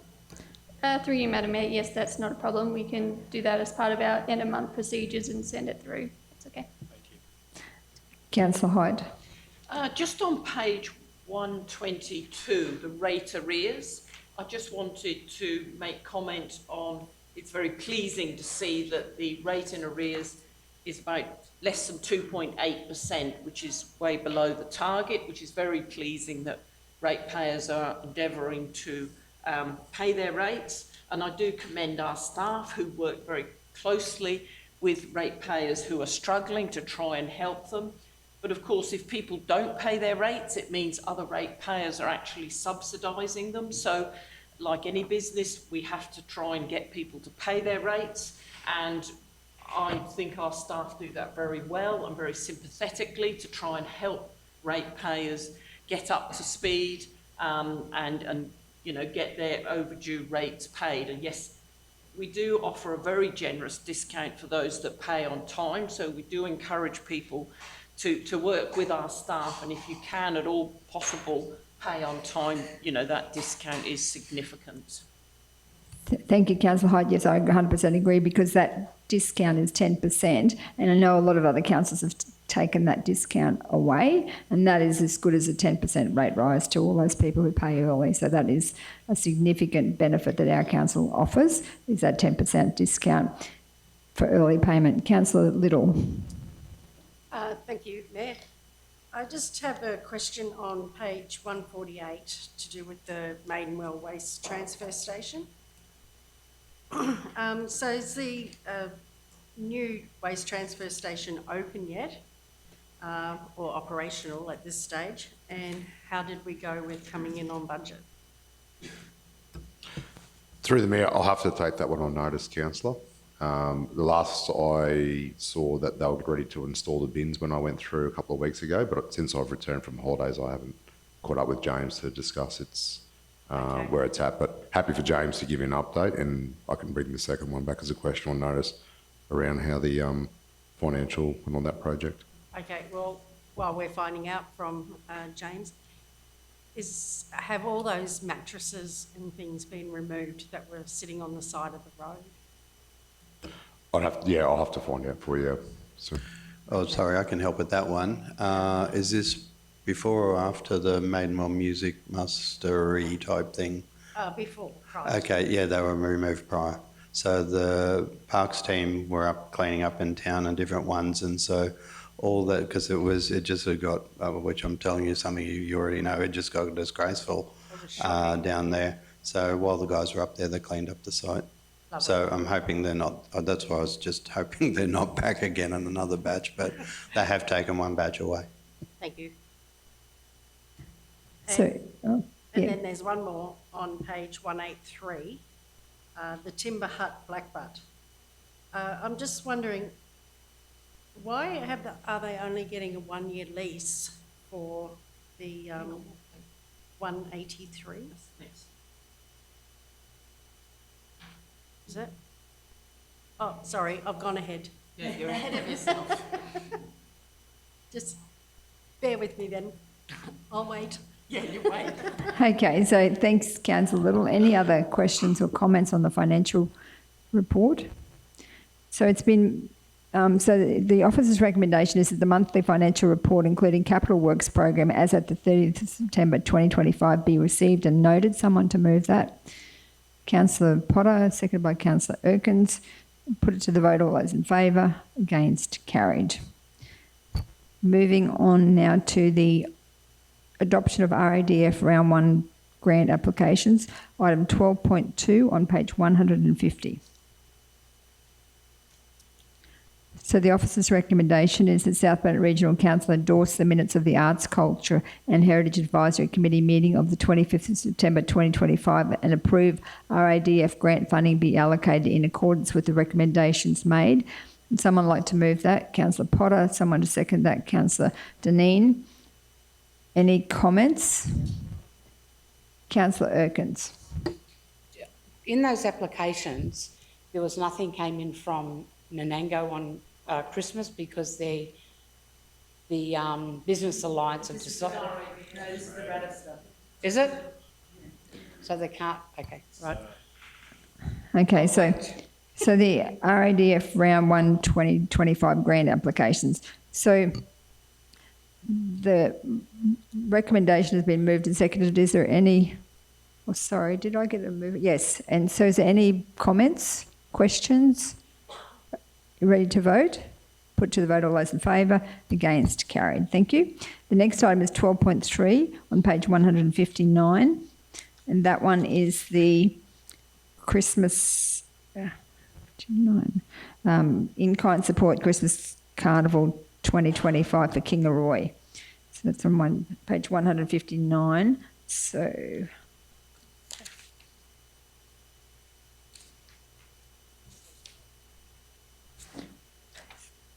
the officer's recommendation is that South Bennett Regional Council approve the requested in-kind assistance to the 2025 Kingaroy Christmas Carnival subject to available resources, including assistance with the traffic management plan to be prepared after community engagement with the surrounding and affected businesses.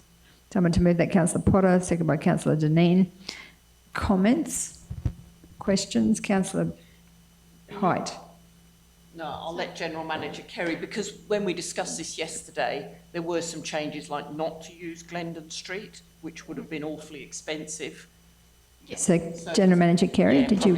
Yes, so just by way of update, so when this report was done, that was the in-kind support and where they were looking at getting various roads closed off. Having talked to the applicant since this meeting has been done up, they have agreed to not go ahead with the closing off of the Alfred Street and the Youngman Street, which is what would be the high cost. So they have instead approved or agreed that they would instead consider utilising the car parks at the back of the council, town hall and all that instead, which will greatly reduce down those costs for traffic management. So I just wanted to give that update. So we do have an updated mud map, which I'll give to Danielle in case we can potentially attach it as part of the attachments. But yeah, just so that everyone had that information.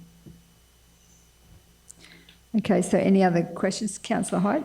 So I would like to acknowledge the fact that out here with those boom gates that council installed that were fairly expensive actually makes it more reasonable, well, cheaper for groups to be able to use that area. And I think it's fantastic to do that, because if you start shutting streets, it does get awfully expensive, and we've got to consider our ratepayers. And Christmas carnivals are great, but we do have quite a few across the region. So we do need to be conscious of how much this is costing.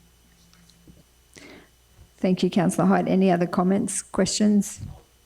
So last year it was over $8,000 an in-kind. Can we get a report after this to see how much it actually costs? Because we've got to consider equity across all the towns in our region, how much all these carnivals, that the cost doesn't explode too much. Thank you.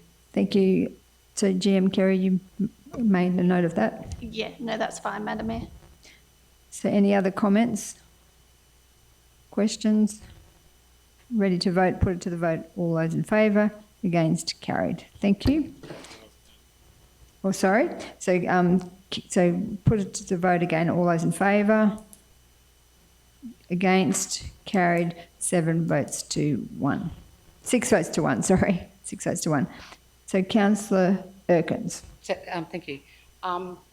We discussed, and I hope I'm in the right spot this time, the funding for community grants, and I did mention at the time that Nanango, because of the fact that the Business Alliance were not going to be running a Christmas carnival this year, that we might consider, if somebody did do something, that we could allow some funds to be available. So I've just had a message from the Nanango Theatre Group who are looking to hold a Christmas carols event. So I'd like to move a motion that we allocate $1,000 to the Nanango Theatre Group, subject to them completing the relevant forms and applications for them to hold a Christmas carnival. Christmas carols, sorry. So it's been moved by Councillor Erkins. Would someone like to second that? Councillor Deneen. So Danielle, did you want to get that wording? So we've just got... That we allocate... We're putting it's a separate resolution, is that right, CEO Mark? Yep.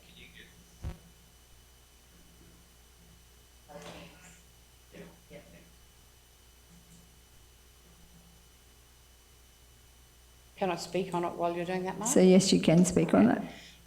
So, as I said, it's going to be a great disappointment to our community, and I think I mentioned yesterday when we were discussing the different events in towns, how great I always enjoyed Cumbia's event. It's a very simple event. They have Santa there, and maybe with some discussions with the theatre group, because they've contacted me to help them, maybe they can have carols and they can have Santa come, and it will be something for the Nanango community. So I'm very keen for us to support it. I think Nanango does a lot.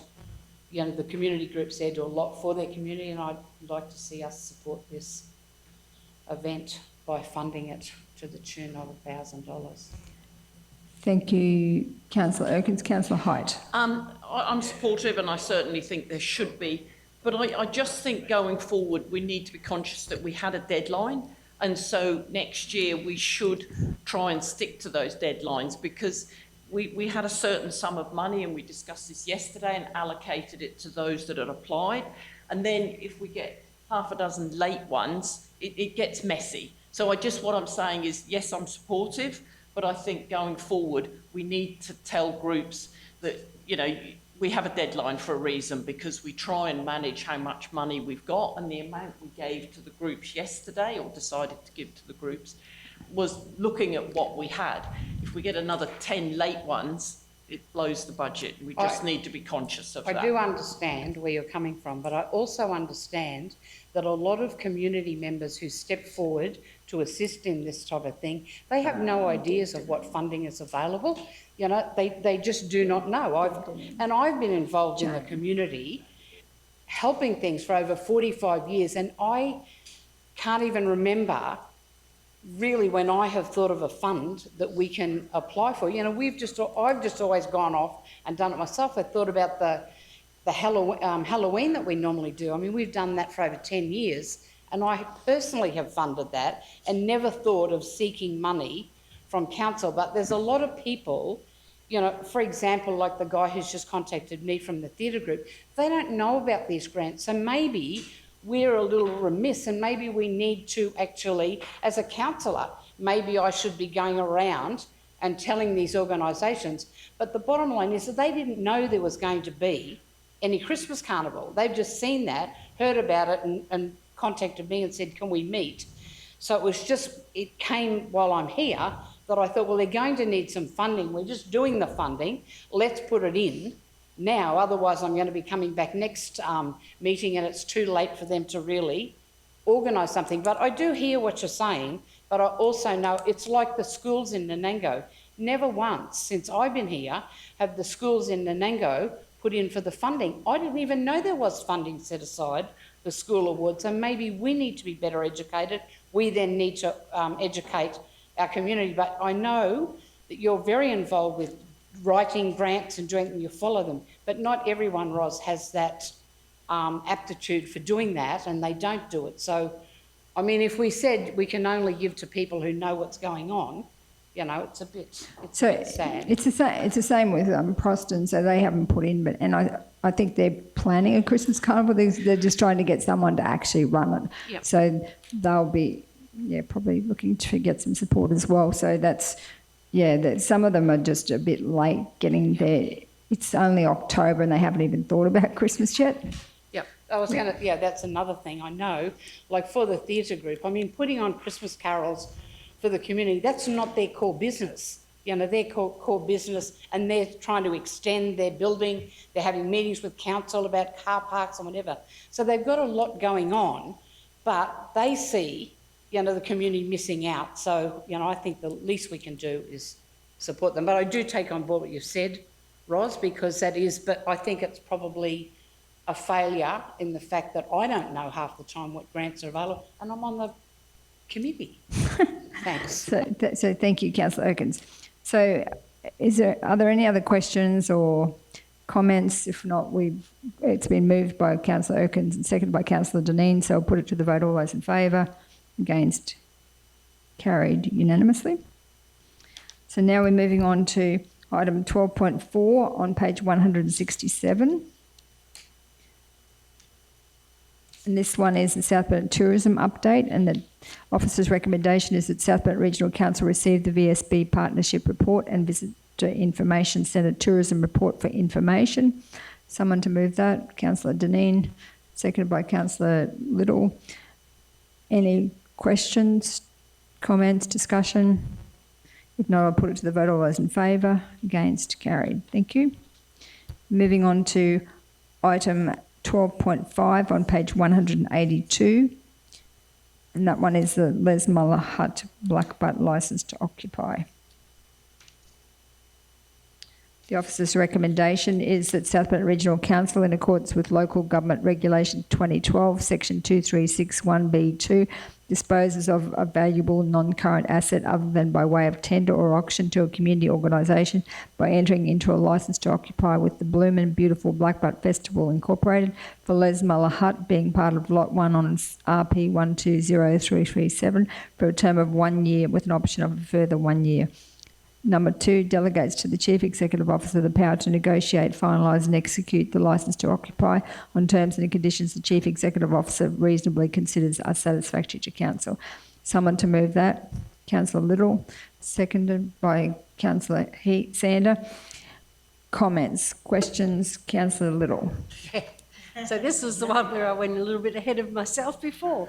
So I'm just sort of wondering, why only a 1 year licence to occupy with the option of one more? Don't we normally do like 5 year type leases for these sorts of things? GM Kerry. Through you, Madam Mayor, probably need to take that one on notice. Only apologies, Manager Rebecca couldn't come here today. She's away. But I'm just not sure whether it's because of it being a licence to occupy. I just don't have enough information as to why it's been asked or been proposed for 1 year.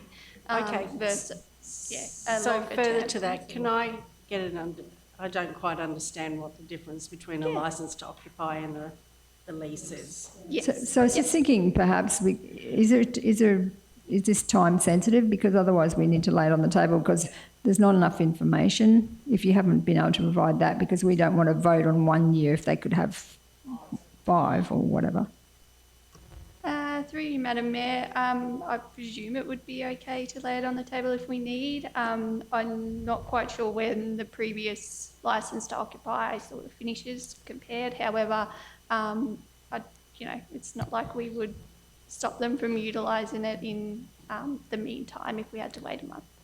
Yeah, well, in the summary it says that the licence has Bainton's expired. on holidays for another couple of weeks, so I'm just worried that if we rolled it over that she's away for a couple of weeks. So we could lay it on the table and bring it back to the next meeting?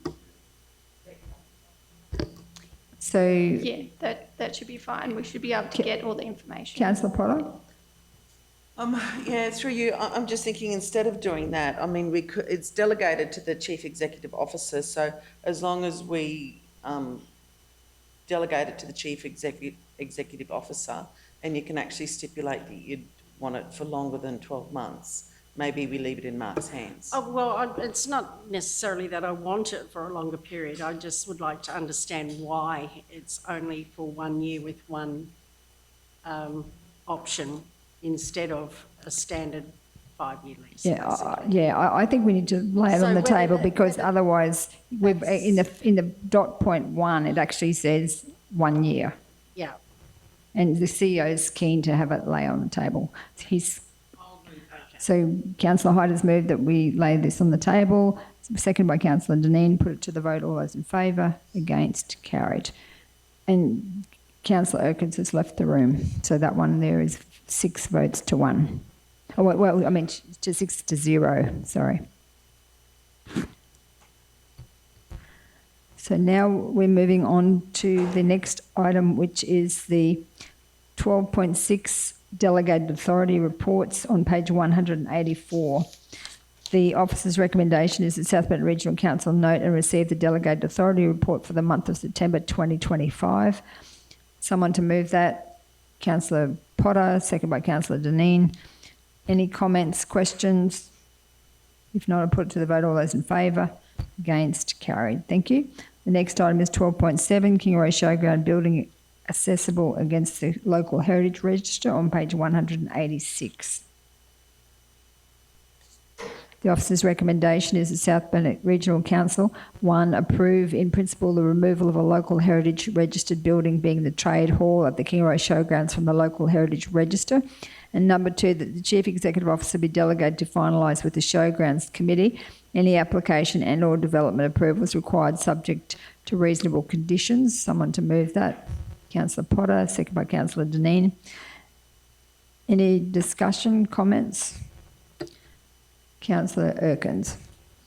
I'm a little concerned, and I haven't really had enough time to get the full rundown on it, but I know I'm really against getting rid of history, and I just don't know how much of history, and I understand I've been told that there is a lot of asbestos in the building, but, you know, that's not an impossibility if it's painted and treated right, that it's not any issue. So I just don't know whether maybe one of the councillors can give me a little more information of the hall and, you know, why it needs to be demolished, why they can't work around it. Councillor Potter. Yeah, after speaking with Ricky from the Show Society recently, the problem there is, apart from disability access and all ability access, we've got the issue, as Councillor Erkin said, with the asbestos. We've also got the size of the halls because they want to grow and they can't grow in that space. So they need a larger space. So what they're doing is going to be doing one big floor level concrete building. I mean, concrete grounds, sort of large shed. And I think that this is actually going to be better for the show society. It's going to be easier manoeuvrability in there for setting up and everything like that. And considering the fact that we do not own these buildings, and this was something council put these on their heritage register when we did the heritage register up in 2016 or 2017. So this is on our personal heritage register. It's not on a state register, it's just ours. And I think we should give it back to them to have the ability to do what they need to do to move forward in the show space. Thank you, Councillor Potter. So it is a local heritage register and it certainly was done quite some time ago. CEO Mark? Yeah, Mayor, if it may help too, because this isn't a magic bullet for them, so there will need to be demolition permits, there will need to be a fair bit of work goes into this. So the intent of today's resolution was having a look at it is to work with them and help them. So if it would help, and certainly would be very happy to do, because it'd be quite comfortable, is we put a third dot point in that for future update reports be given to council, because there is going to be, I suspect we're going to have to find ourselves, and I don't know if we are able to get around it, but a heritage consultant or someone to do a report, because traditionally with these things, to take them off, somebody's done a report to put them on and they can't come off. So that gets triggered by the development approval process for the demolition. And an asbestos building will have to have a DA to be demolished, because there will be all the trigger points with asbestos.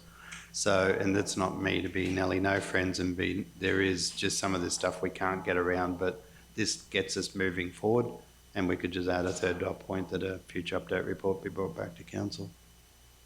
So, thank you, CEO Mark. Councillor Erkins. So I'm just wondering, like, it's not one building, there's a number of those buildings. So they were actually moved originally from the Kingaroy Airport. So I wonder whether it's not possible for us to look into grant opportunities, because we're talking about the history out at the airport and what's out there, and, you know, showcasing the things that I think Councillor Potter had a group of people that were going to go out and clear around some of the old tanks and whatever. Maybe it's possible for us to look into the possibility of funding to move them back out there, because I think it is an important part of our heritage. And as much as I like to be, don't like to be arguing for Kingaroy's heritage and much prefer to be doing it for Nanango, I think it is a part of our heritage. They, as I said, they were moved from the Kingaroy Airport. You know, maybe it's possible that we can look into what type of funding would be available to move them back. That keeps them. And as to them being on our local heritage register, the reason they're there is because a council prior to us thought that they were important enough to protect. That's why they're on that heritage listing. So I just think as a council, we really have a duty to try and preserve that history if at all possible. Thank you, Councillor Erkins. So I know that they were very keen to get this across the line. I don't know whether they're trying to apply for a grant. I don't know, because I know they were even going to come into the chamber. They're very proactive on this one. CEO Mark, do you know if they were applying for a grant to do this work or what? Yeah, I'm not sure, Mayor. I'm just trying to get it started. I mean, if the buildings, let's play what if you ended up picking up the buildings and locating them, the aerodrome is heritage listed anyway under our register, so you'd end up start to picking them up under that. The reason, again, that it was written in the way it was, if council agrees in principle for the removal of them off of the Kingaroy Showgrounds register, I just took it as one building. Now I will stand corrected on that, because it talked about the trade hall. Yes, it was one building. Yeah, so... In their report, it says that it's also the caravan park office. Yeah, that's in the secretary's office. Yeah, I move that we lay this on the table. I think we need to talk to them. I'll just finish my sentence. Okay, sorry, it's the trade hall, so the rest of it's not touched. And and this is where I was going before, being the trade hall so no other site or the heritage listing for the Kingaroy Showgrounds isn't being asked to be lifted. It's for that one building that is dilapidated and full of asbestos. So it's to work with them. As I said, there will be trigger points in this to go through, that there will have to be a demolition permit or a removal relocation permit. There will be a lot of paperwork that goes with this, but this will get it started. So yeah, I'm reluctant to lay it on the table, because I know that they've been trying for ages to get something happening with this, and that's why CEO Mark got it to here, so we can start to move forward with them. They've been waiting for some feedback. If that's a motion, I'll second that motion to lay it on the table. I believe that so as a council law going to be making that decision, I would like to firstly confirm that it is only one, because all those halls they use for trade. They have trades in all those halls when I've been there. So Councillor Hyde has moved that it be laid on the table. Councillor Erkins has seconded, so there's no debate on a procedural motion, so I'll put it to the vote. All those in favour? 1, 2, 3, 4. All those against? The motion is carried 4 votes to 3. Can I do a question on notice in regards to that? Councillor Sander, yes. question. But is it, so... Yeah, it's not on this item.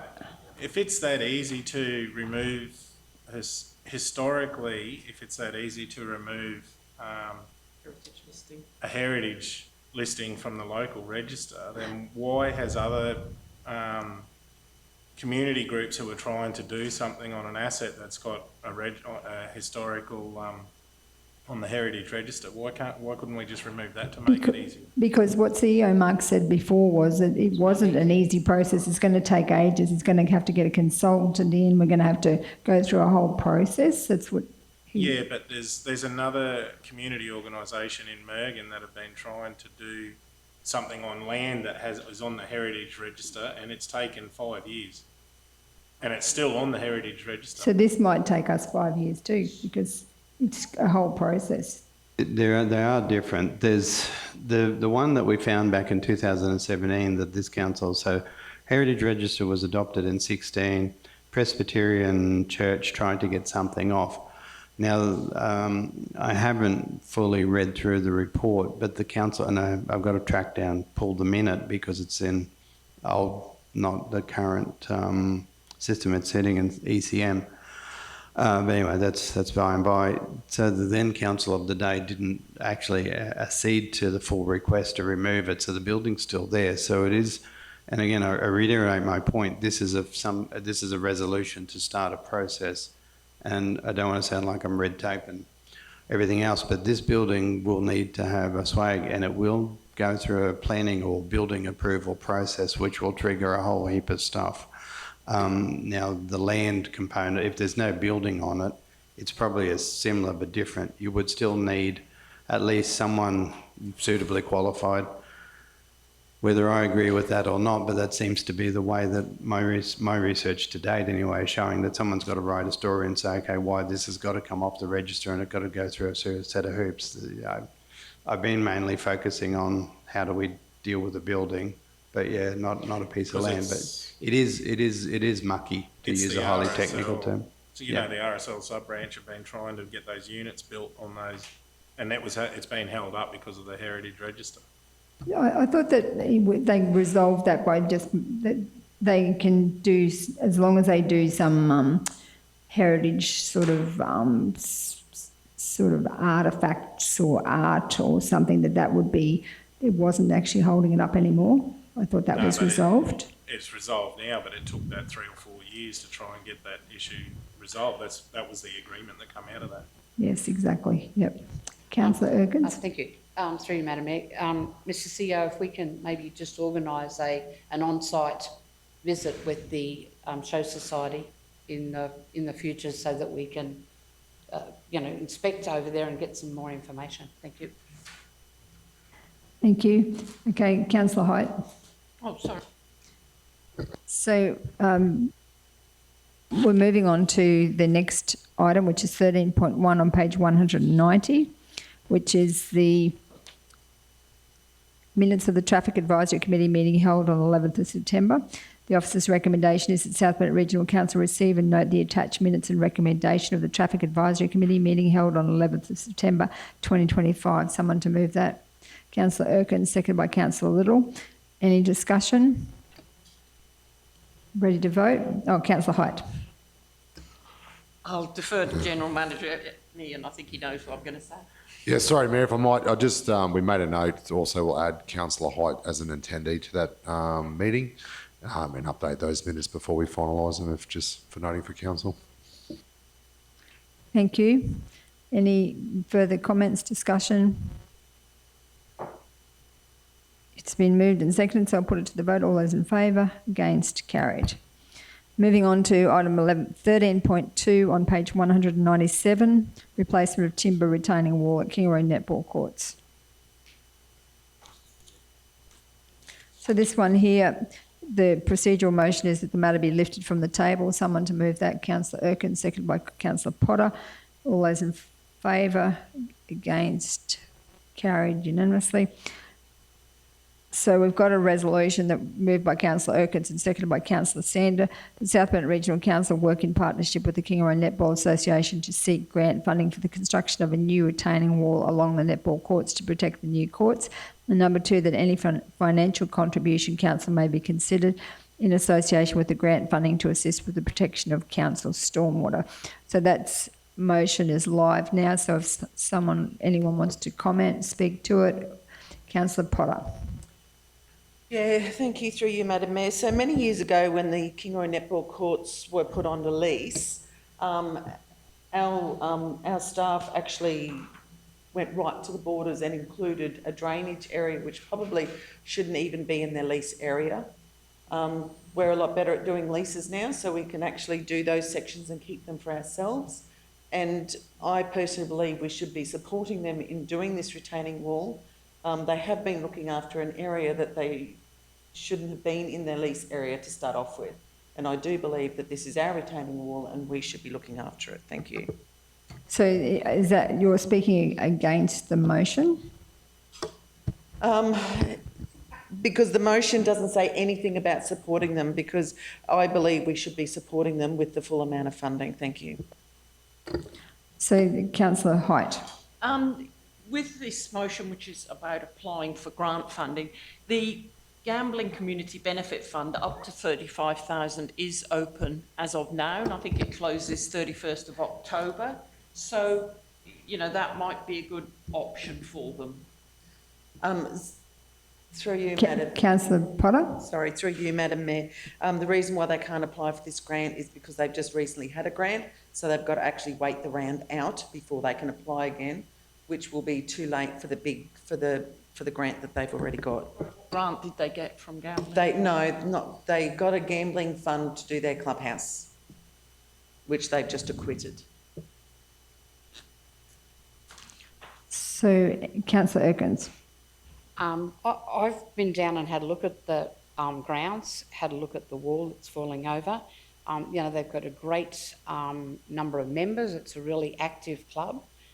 But I'm just concerned if we say, you know, so the reason that I moved that motion is that we work with them and try and obtain a grant, because I just don't know if we're going to say that we give them the money, where's that money coming from?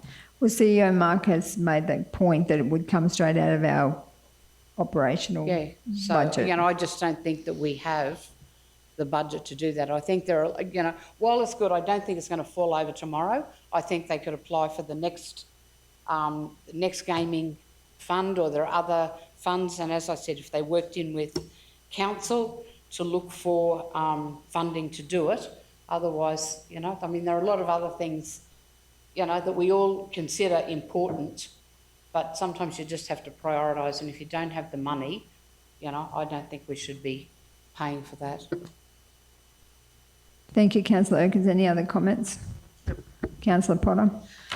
Look, I'm on the understanding that if we don't, that needs to be that needs to be done up, that retaining wall, before they can actually do the expansion with the grant that they've got.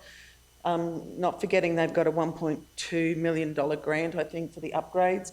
They've got over 600 people that attend the netball, 650, I think, that attend the Kingaroy netball courts.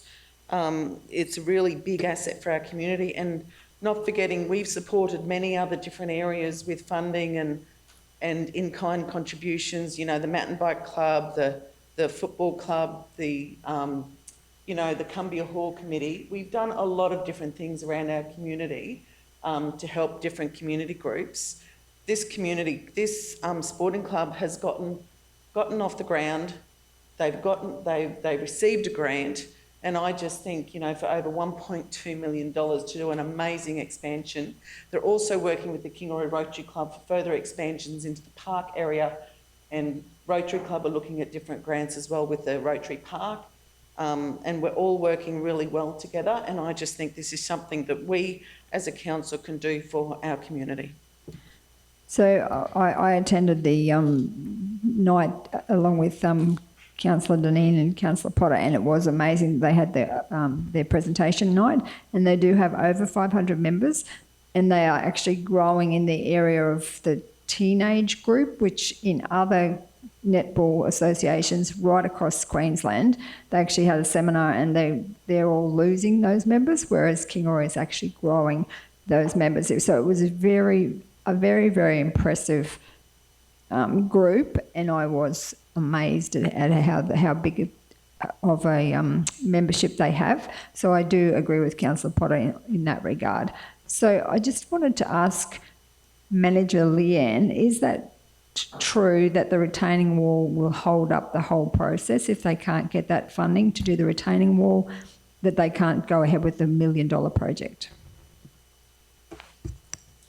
Through you, Madam Mayor, speaking to Amanda, the Secretary of the netball group there last week where we met on site, she did indicate that they will have to rejuggle their project entirely if they do not get the financial assistance from council. So it means something else would have to go without. So most likely other connecting footpaths or lighting would have to be downgraded, or maybe only 3 courts would go ahead rather than the 4. So it is a consideration they will have to make if council isn't able to find the funding, but she understands that. It just means they would have to take it back to their committee and discuss what do they do instead. Thank you. Councillor Erkins. I'm in no way putting down the netball club. I understand they have got a great opportunity. It's a great grant. I think they're a great club and what they're doing is marvellous. However, what I'm saying is they don't have the 34,000. I don't think we have either. You know, I mean, we've got to be realistic. We're taking that money from somewhere else and I don't think we have it and I don't think we should do it. I think we should, as I said, as the motion says, we should assist them to see if we can find another grant opportunity for them. I go to clubs all the time that want lights and we haven't got the money for it.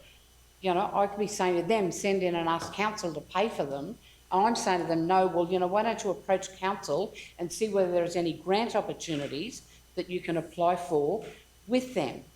You know, so, I mean, and I'm sure all of us are going to other organisations and telling them the same thing. The fact that they have a great organisation, you know, should not change our attitude as to where the money is coming from. Thank you, Councillor Erkins. So in the past, I know that we have contributed where there's a community group applying for a big amount. We've contributed up to 20 and 30,000 and we have done that in the past.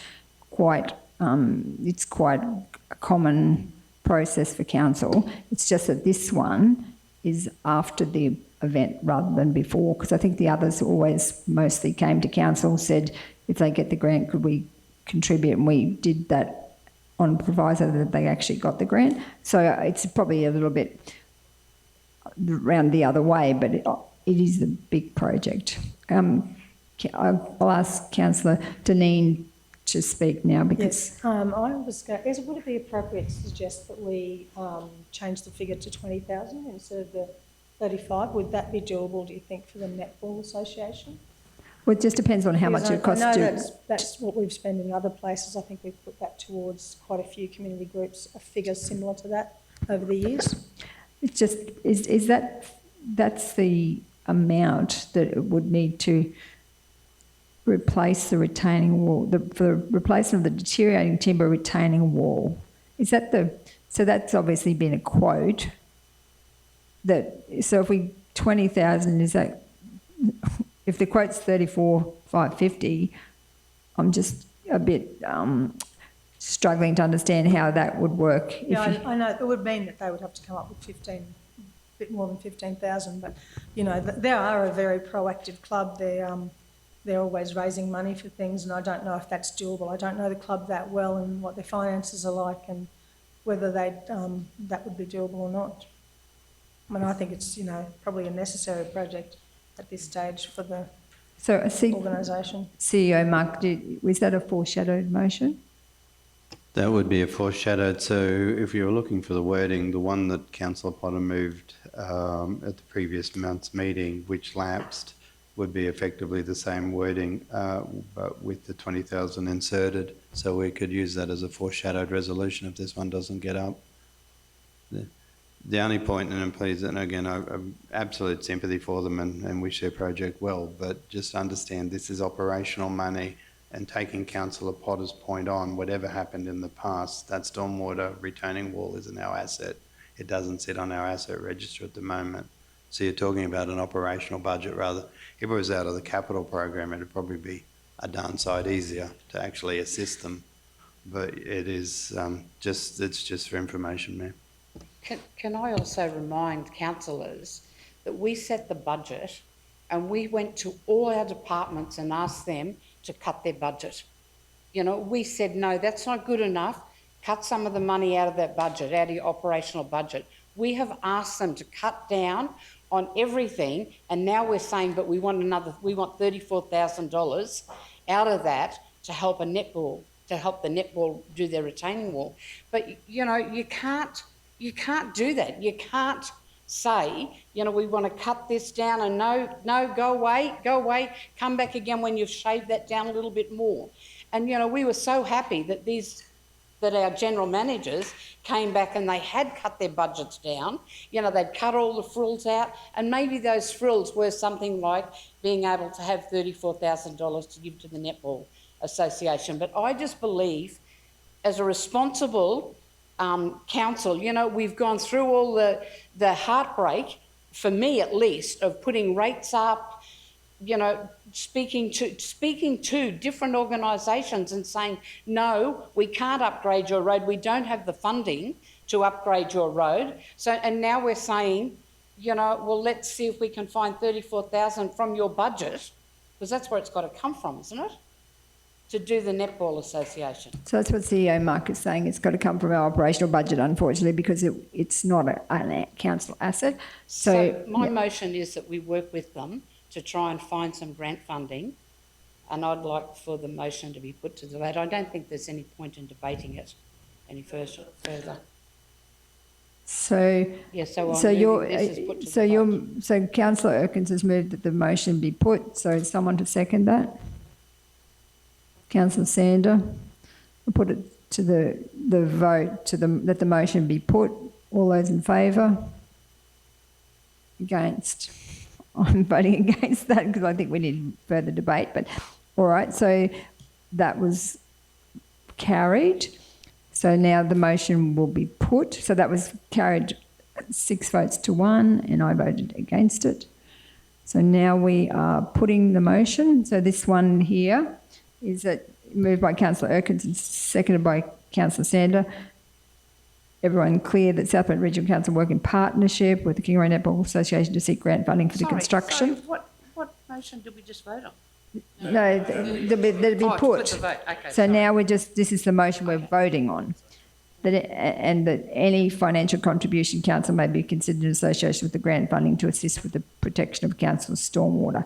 So that's the motion. It was moved by Councillor Erkins and seconded by Councillor Sander. We're voting on that one. All those in favour? Against? So the motion is carried 4 votes to 3 with Councillor Deneen, Councillor Potter and myself voting against it. So now we're moving on. The next one is the...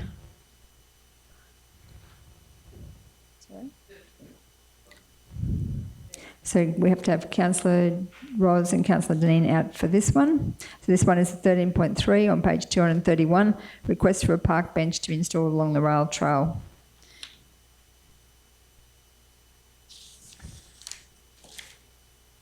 I'm happy to move that motion. So the officer's recommendation is that South Bennett Regional Council approves the South Bennett Rail Trail Users Association to install a chair on the Kingaroy to Kilkevin Rail Trail in memory of David Martindale, passionate advocate of the South Bennett. So that's moved by Councillor Erkins and seconded by Councillor Little. So any discussion? Just like to say that it is wonderful that we are able to honour David Martindale in some small way for his contribution to not only the rail trail but across our region, very much with working closely with his partner Anne doing the South Bend Online. They've really been the voice of online for our region, the online news for our region for a very, very long time. So, and David was certainly well loved, and that Kingaroy to Kilkeven Rail Trail, he was the chair of that rail trail users group for I think right from its inception. So I just wanted to say that I think this is a great recommendation. Councillor Erkins? Oh, sorry. Oh, Councillor Little. Yeah, thank you, Madam Mayor. I would just totally agree with what you said, and want to thank personally the South Burnett Rail Trail Users Association for coming up with this idea and bringing it to us to put into fruition. I think it's a fabulous idea. Thank you, Councillor Little. Councillor Sander? Yeah, I'd just like to say, over many years, David did a lot for the community and stuff like that. So, and I think he was instrumental in the start of the Rail Trail Users Group. So, but I'd also like to mention that there will be a spare seat, like if to reduce the cost to the Rail Trail Users Group. One of the seats that are being replaced with the reconciliation chairs is almost brand new and could be utilised in that position to alleviate the cost. Oh, that's a good idea, good offer. Thank you, Councillor Sander. So any other discussion? If not, we'll put it to the vote. All those in favour? Against? Carried unanimously. Thank you.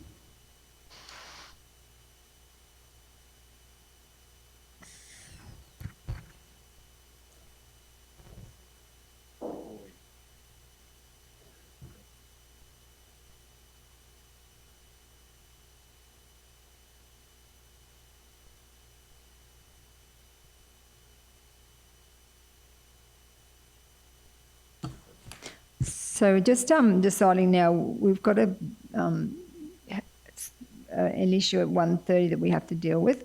So do we want to try and go right through to 1:30, or do you want to break for lunch now?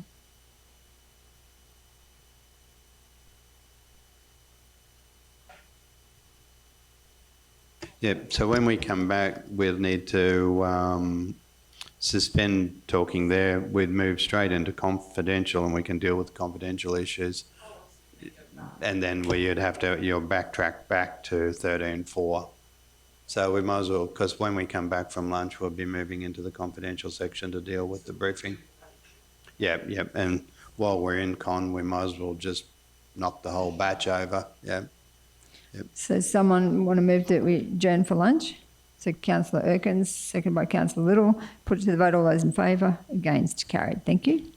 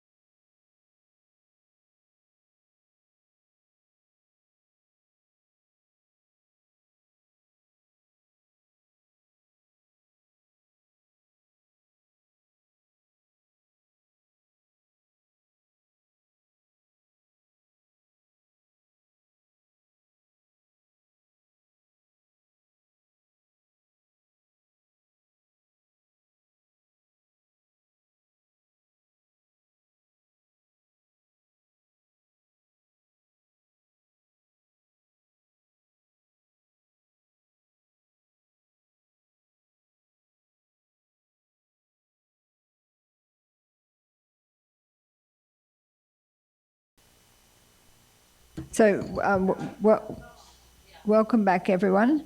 Would someone move a procedural motion that we go into confidential? And the items to be discussed in confidential, I'll just have someone to move and second the procedural motion. Moved by Councillor Sanders, seconded by Councillor Erkins. Put to the vote. All those in favour, against, carried. So the items that we will be discussing in confidential are item 16.1, Mergen CBD stormwater drainage. Item 16.2, South Planet Community Hospital Foundation limited board meeting minutes. The other three items of 16.3, 16.4 and 16.5 have been withdrawn. 16.6 is also, it's actually included. Construction of a formed road to lot 29 RP 36980 and lot 10 M5421 memorandum. Item 16.7 SP Care request for land, and item 16.8 Waka Waka people under number 3. So they're the confidential items. So we'll now move into closed. Thank you.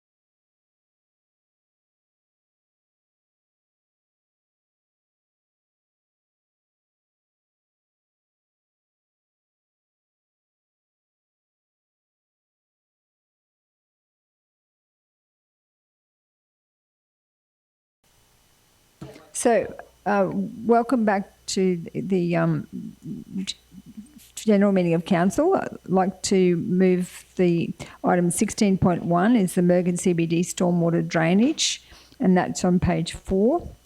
And the officer's recommendation is that South Bennett Regional Council note the report and undertake Mergen CBD stormwater drainage upgrades in stages. So just noting that Councillor Sandra has left the room. So we've got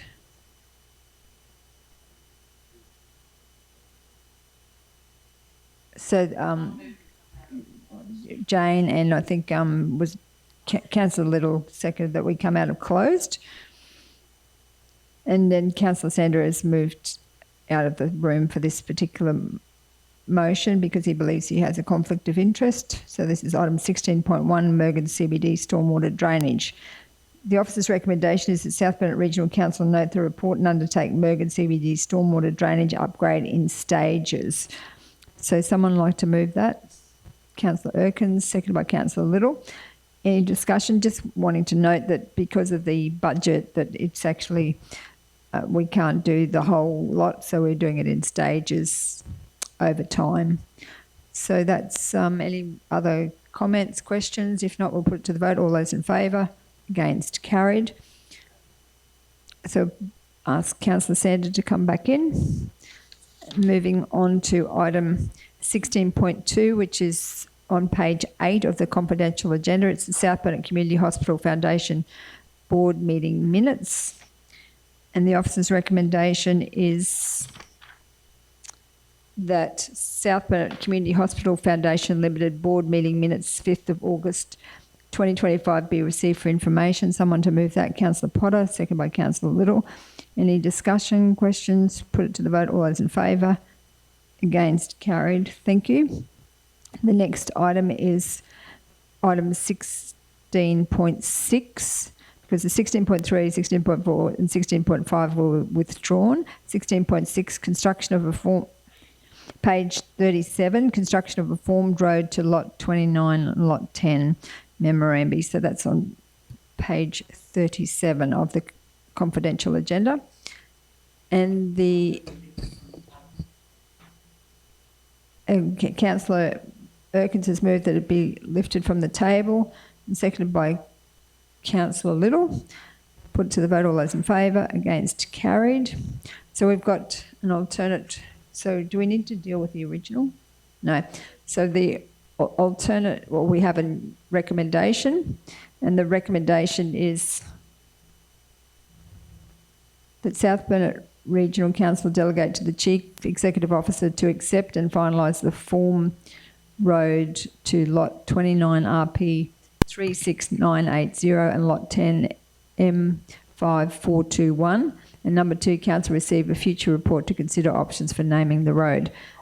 So that's moved by Councillor Erkins, seconded by Councillor Sander. Any discussion? Councillor Height. Yes, I'm struggling to support this because it is accepting lower quality infrastructure. We do have standards for developers to construct roads, and I think we should adhere to those standards, so I'm not able to support that. Thank you, Councillor Height. Councillor Erkins. I understand where Councillor Height's coming from. However, driving around our whole region, looking at the state of a lot of roads and comparing it to the road that we've got there, I think that's probably an unfair comparison, because there's only ever going to be a couple of cars go up that road. And we did go up and have a look at the road, and I feel, taking advice from our staff as well, it's actually constructed fairly well compared to, as I say, a lot of the roads that I've got to travel on and a lot of the ratepayers that I've got to answer to. So that's support of the motion. Thank you, Councillor Erkins. Any other comments? Everybody ready to vote? All those in favour of the recommendation? That's carried. All those against? Councillor Height. So carried. And Councillor. Oh, carried. Councillor Deneen, sorry. So that's carried 5 votes to 2. So now we're moving on to item 16.7, SB Care request for land on page 45 of the confidential agenda. So I'll move that the item be laid on the table. Someone to second that? Councillor Erkins. Put it to the vote. All those in favour? Against? Carried. Moving on to item 16.8, the Waka Waka people, number 3 on page 75 of the confidential agenda. The officer's recommendation is that we enter into Indigenous Land Use Agreement ILUA, I-L-U-A, negotiations with the Waka Waka people 3 and the State of Queensland part of Lot 19 SP 156297 encompassing the Wandai Water Treatment Plant. And number 2, Council delegates authority to the Chief Executive Officer to negotiate and reach agreement in principle on the items of an ILUA with the Waka Waka people 3 and the State of Queensland. Someone to move that. Councillor Height, seconded by Councillor Little. Any discussion? Put it to the vote. All those in favour? Against? Carried. So now we'll move back into the formal agenda. And do we need to move a procedural motion, CEO Mark? We can just resolve to move to item 13.4 on page 235, which is the Round 6 School Transport Infrastructure Program nominations.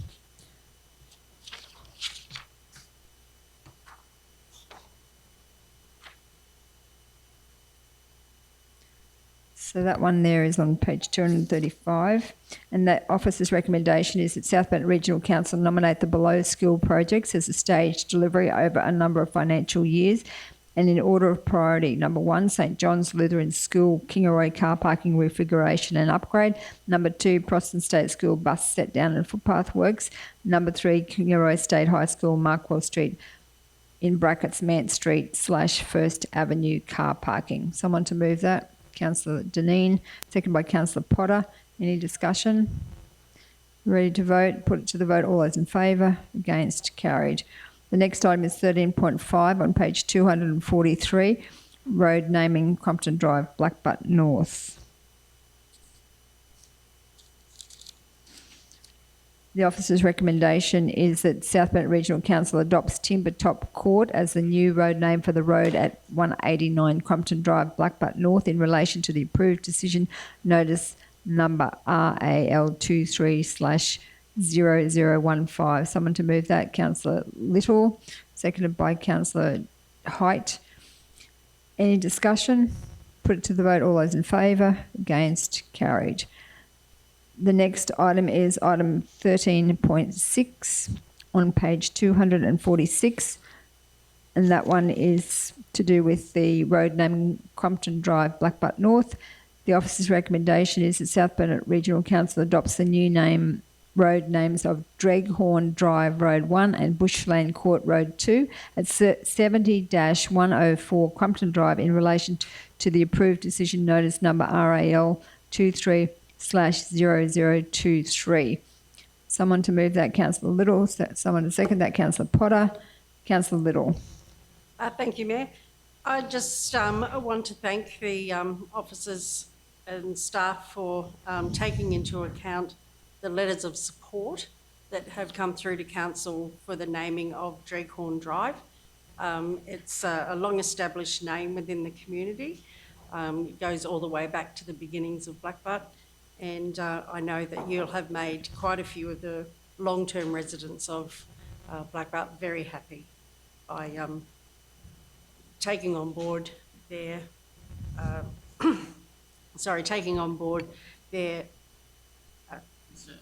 not concerns, wishes. Yeah, their submissions and wishes, and I'm very happy that we get to vote on this today. Thank you, Councillor Little. So are we ready to vote? Put it to the vote. All those in favour? Against? Carried.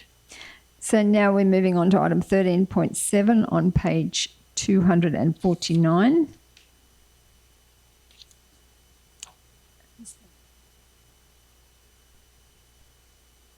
So this is renaming of Mill Street, Brooklands. So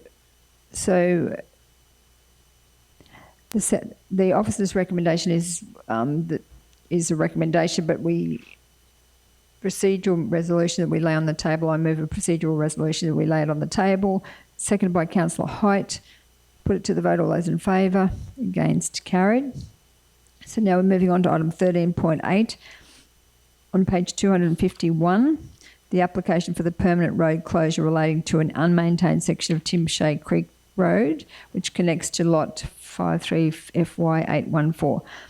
The officer's recommendation is that South Burnett Regional Council, 1, advises the applicant that it objects to the request for the permanent road closure of the section of Timshay Creek Road, Wengenville, which connects to lot 53FY814. The reasons for this objection are as follows, and there's a whole list of reasons. And and item C, should the applicant wish to obtain a temporary road closure and road licence instead, the council does not object to a temporary road closure, and there's reasons there as well. And item number 2 is that we delegate authority under section 257 of the Local Government Act 2009 to the Chief Executive Officer or their delegate to finalise any and all matters associated with the application.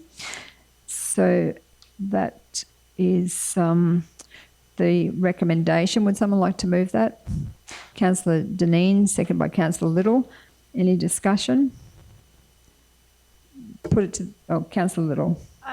So myself and the senior roads people went out and spoke with the owner of the property that this relates to. And I don't know, with talking with the wife and the husband, there seemed to be a bit of a disconnect about what was their long-term plan for this road. So one wanted us hell or high water to actually construct a road to their property, while the other one was quite happy to look at getting a road closure. So I would just like to ask GM Aaron why they can't have the permanent road closure, and why you believe that a temporary road closure would be a better option.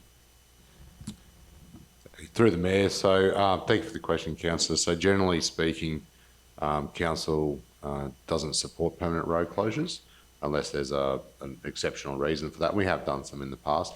In this case, the tenure of the land or the ownership of that land may change in the future up there, where the road reserve doesn't serve a sole property. It actually runs adjacent to a number of properties that may use that road reserve in the future.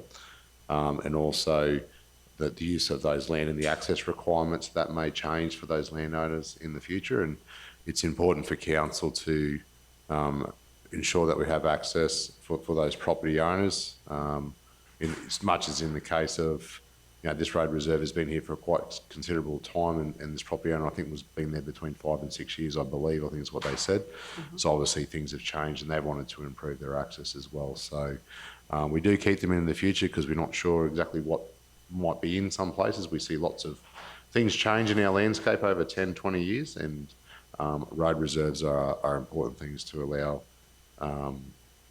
future industries in the future, regardless of what that might actually look like.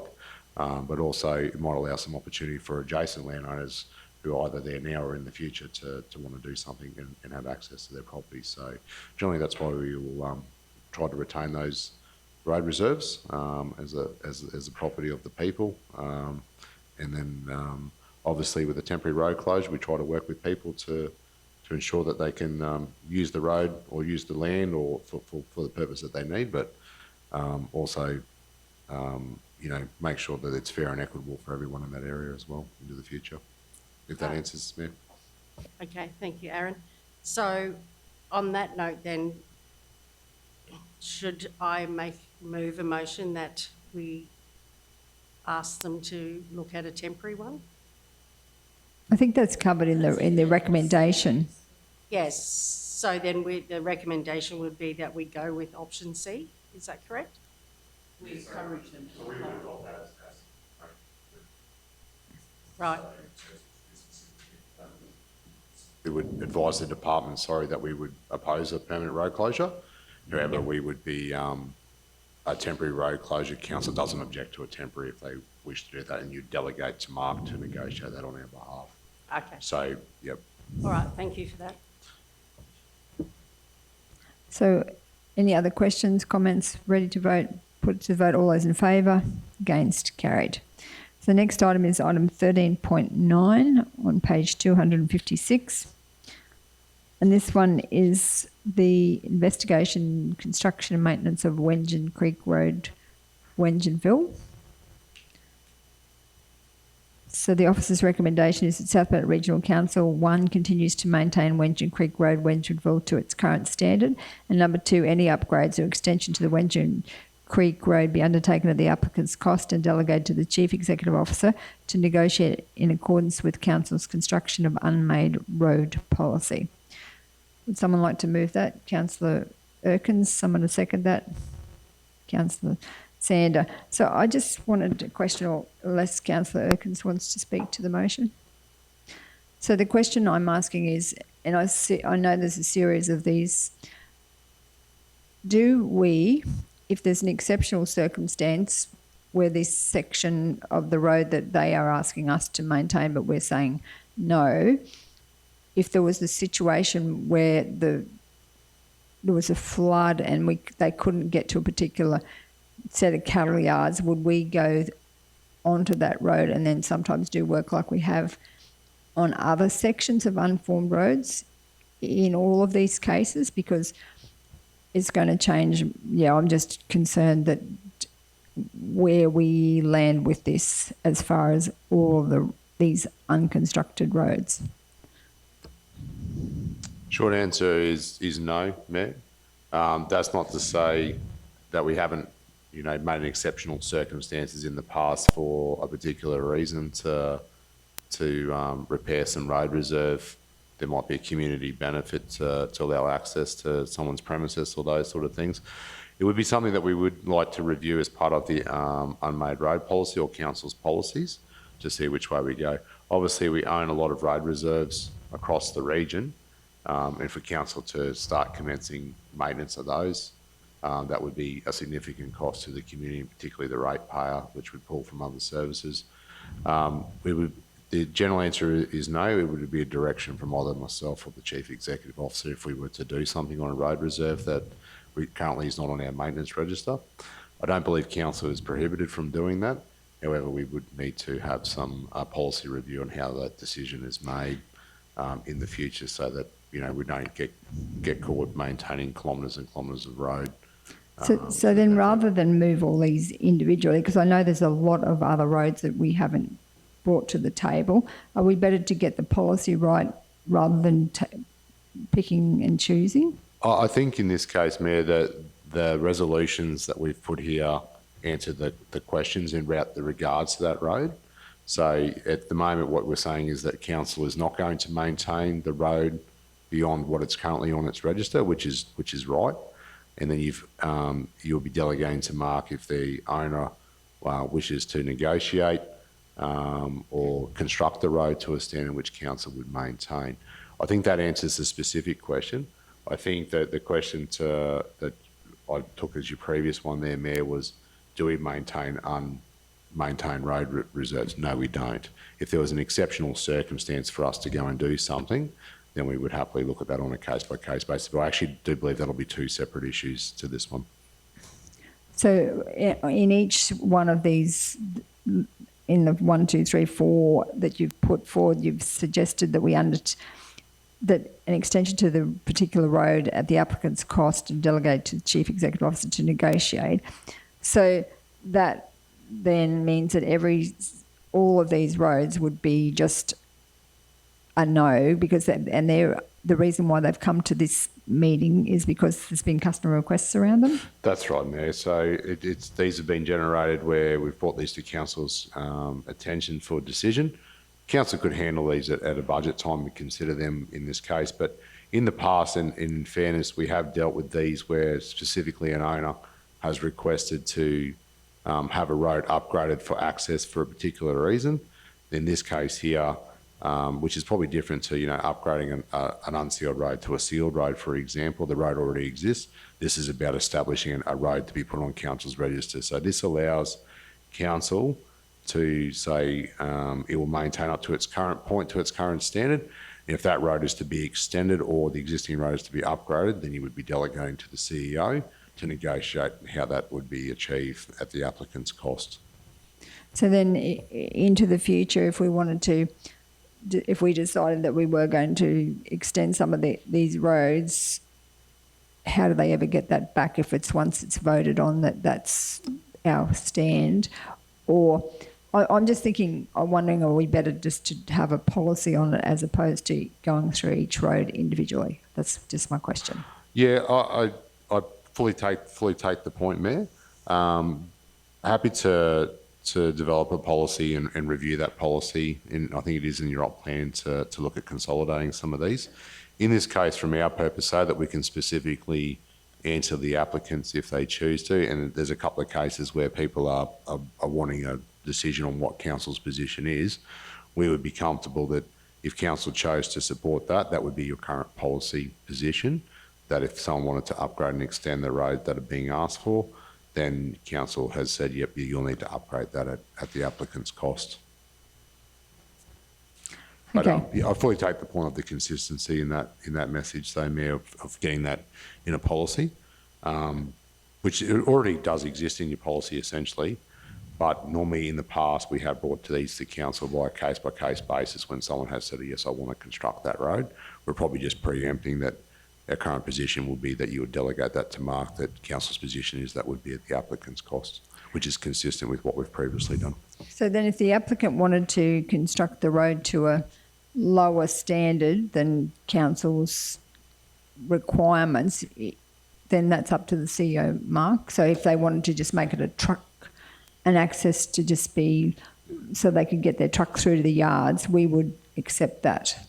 Yeah, so through you, Mayor, so you would delegate that to Mark, and Mark would obviously take an approved recommendation from one of the council's RPQs, which is, that would say this is what's suitable for the road. We would generally hold to a minimum standard that we would be consistent with the road use, but we would like some flexibility around that, obviously, there's no, similar to a previous discussion, if the standard says it's 6 metres on 8, and the sheer fact is that this person might be happy to accept a 5C track through there, provided we put standard terms and some conditions around that, that was something that we would want to work with people to provide an access. I don't see the sense of having a lower standard road that gets to a road that has to be of a higher standard too. So I think there needs to be, make sure that the policy is appropriately implemented, and then the standard that's being asked for is agreed by both council officers and the applicant that's suitable for the use of that road. So short answer is yes, we would be looking for some flexibility. We would be looking to set conditions that meet the applicant's need. If the applicant turned around and said, I want to send 15 cars a day down there, then that would be an issue. But if I want to get a cattle truck down there once a month, probably happy for you to do some work on the road. So that gives us a little bit of flexibility. And it also puts in clearly what the standard of that road is and what standard of maintenance that council is prepared to do on that road also. So once, if we decide that they're going to put it as I can't remember the term, 5C, once they do it to that standard, then do we maintain it to that standard? That's right, Mayor. Provided that's what is agreed with the applicant. And, significantly, if someone was to construct that road to a 5C, it has a minimal maintenance requirement from council. The biggest thing around that is around drainage expectations and those sort of things. But if someone wants a high level access and then all of a sudden they're going to spend a significant amount of money on the road, we'd either agree to that or we would come back and have a further discussion with council. So are we going to do a fact sheet on this so people understand? Can we do a fact sheet on it so people understand that we're not turning them away and saying there's nothing you can do? They can actually do the road themselves to a certain standard, and then once they do that, we can maintain it. I think in that case, Mayor, what we would do is we would write to people to explain that, and we would happily meet with them, similar to what we have done, to explain our position of what are they looking to achieve and how can we assist them.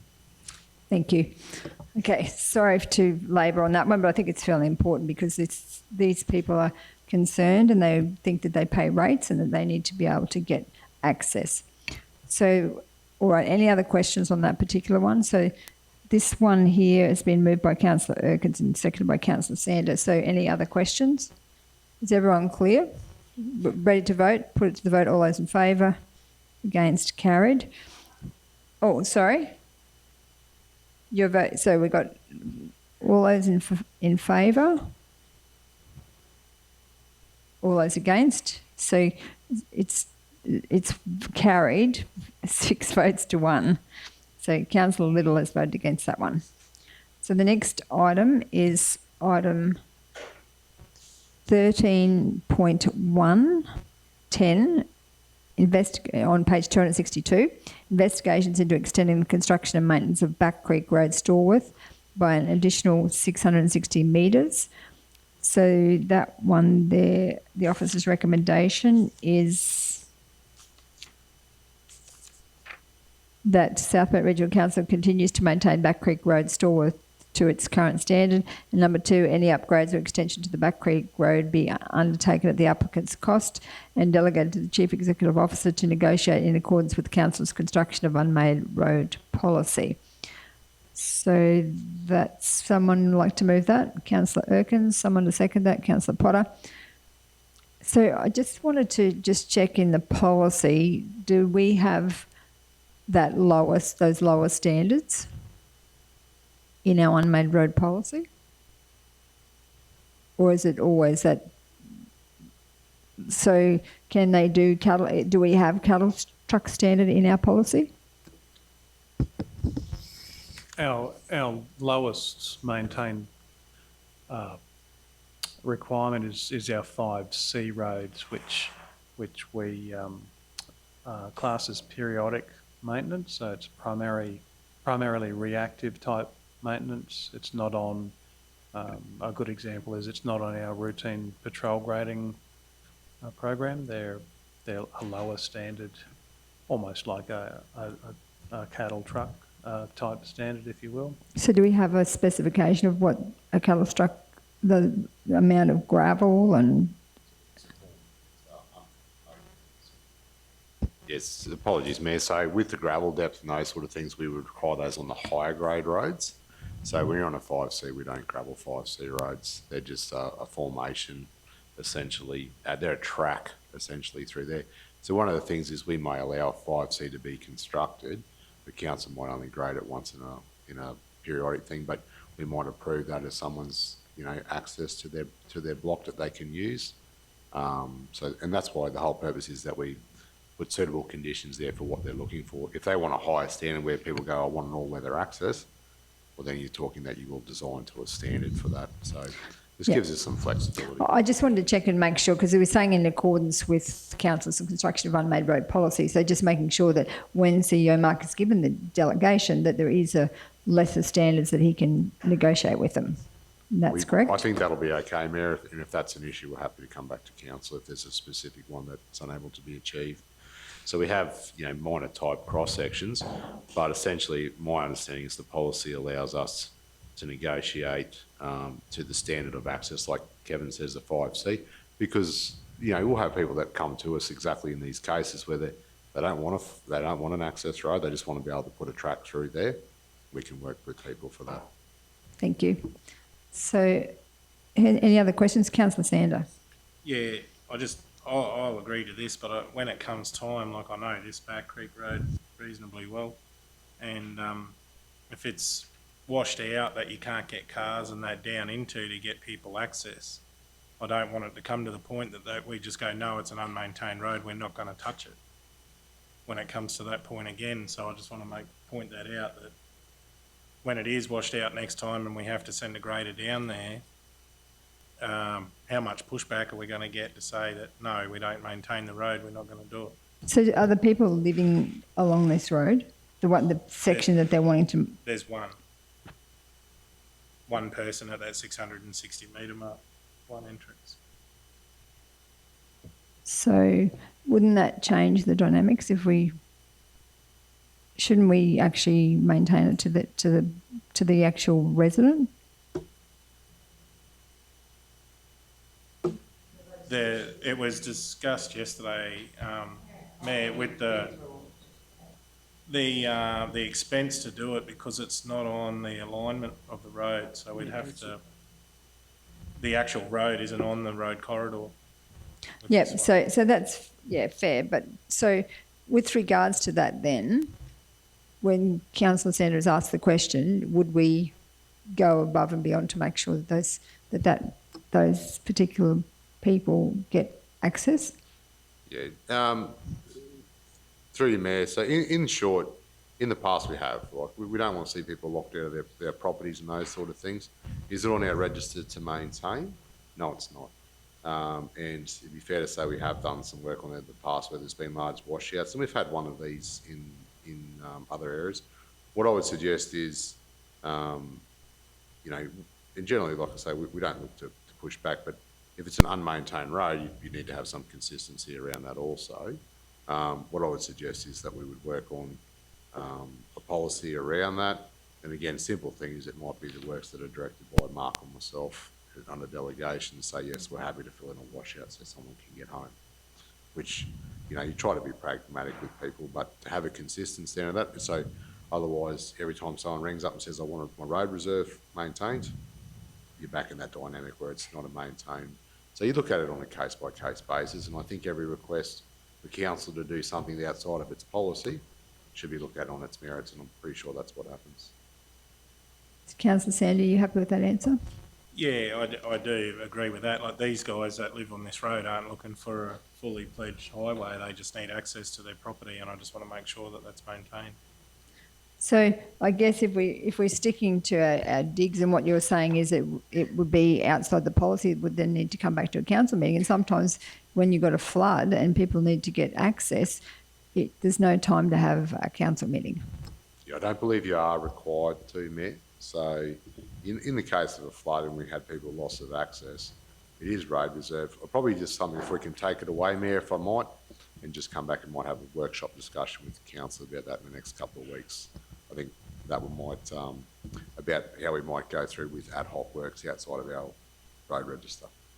So then if that's the case, then with this particular one, do we need to lay it on the table, or do we just vote on it and then... It's up to council, Mayor. So Councillor Sander, what are your thoughts? Well, I'm happy with it at the moment. As it says, continues to maintain Back Creek Road, Stallworth to its current standards. So that's, you know, it's passable at the moment, so we're maintaining it to that. So at the moment, Mayor, it's... Then the second one says any upgrades, it's up to the CEOs. Yeah, so the second point is that it negotiate in accordance. But, yeah. So we maintained it. The grader went down there and done a reasonable job for the resident to get in. Because I went down there and actually got my ute stuck in the road because there was a major washout that I couldn't get through. But was that additional 660 metres? That's in that 660 metres, okay. So we currently maintain that 660 metres? There's access there at the moment, yes. So we're accessing it, allowing access? It's not a formed road, but we run the grader over it and done some drainage and that on it to alleviate the problem and so that the resident could get access. I believe in that case, what we did, Mayor, is we made a discretionary decision to go and do some repairs to road reserve. So we can use that discretion again? I think that's where something we would decide to, rather than probably get hung into it today, we're happy to come back with some consistency around what we do and what we don't do in road reserve. Okay, I think we need to do that because otherwise they'll just hold it to this less than the 660 metres because we're moving a motion, voting on it. So, okay, as long as we get that back in a policy. Thank you. Okay, are we ready to vote? It's been moved and seconded. Put it to the vote. All those in favour? Against? Carried. Okay, so we're moving on to item 13.11 on page 266. And this one is the Tim Dwyer Road East, Nanego. The officer's recommendation is that South Bend Regional Council continues to maintain Tim Dwyer Road East Nanega to its current standard, and 2, any upgrades or extensions to the Tim Dwyer Road be undertaken at the applicant's cost and delegated to the Chief Executive Officer to negotiate in accordance with Council's construction of unmade road policy. Someone to move that? Councillor Potter, second by Councillor Deneen. Any discussion? Councillor Little. Just in the report, it says Tim Dwyer Road South Nanango is currently maintained for 0.71 kilometres from Greenwood Creek Road. So is it East Nanango or South Nanango? Southeast Near Nanango. Or is it, near enough?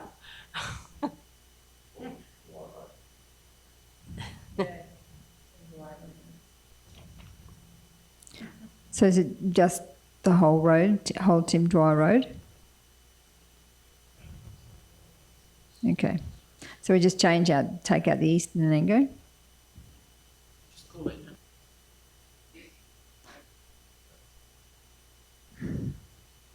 So it's a bit...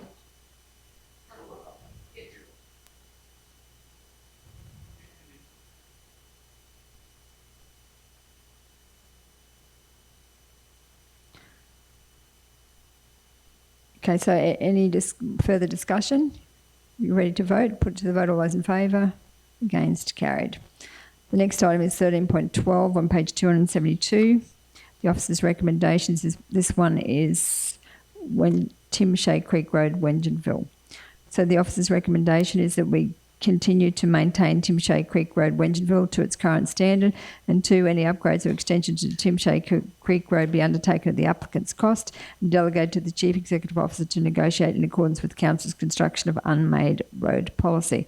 Someone to move that? Councillor Potter, second by Councillor Little. Any discussion? So this one is the same one as we voted on just before with the temporary road closure. So wouldn't that make this a moot point?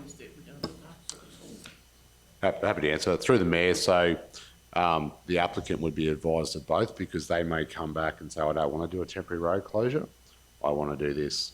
Or they might take a temporary road closure and say, well, I want to upgrade the road. So this gives the applicant either options, because we've said Council's recommended to DNRME that doesn't support a permanent road closure. So the applicant would have the option then to upgrade the road at their cost to be maintained by Council, or they might take a temporary road closure, so they could make a choice about what they would like to do. Okay, so I suppose I'm a bit confused as to why we've done it as 2 completely separate resolutions instead of everything all in one resolution. Yep, no, I certainly understand the question through the Mayor. So the first question is to formally answer DNRME, because you've been approached, which is how we've always handled the road closures. So we've handled that. So we would write to the applicant to answer both, but you've made a decision on your road closure. And then this one here is to actually understand is the second question is from the applicant is if they were to upgrade the road, they might handle them as 2 separate issues. If you join the 2 together, you may not answer them both consistently. So Councillor Little, are you happy that you understand that? Yes, I do. Thank you. So everyone ready to vote? So put to the vote. All those in favour? Against? Carried 6 votes to 1, with Councillor Little voting against that one. So now we're moving on to item 13.13 on page 277.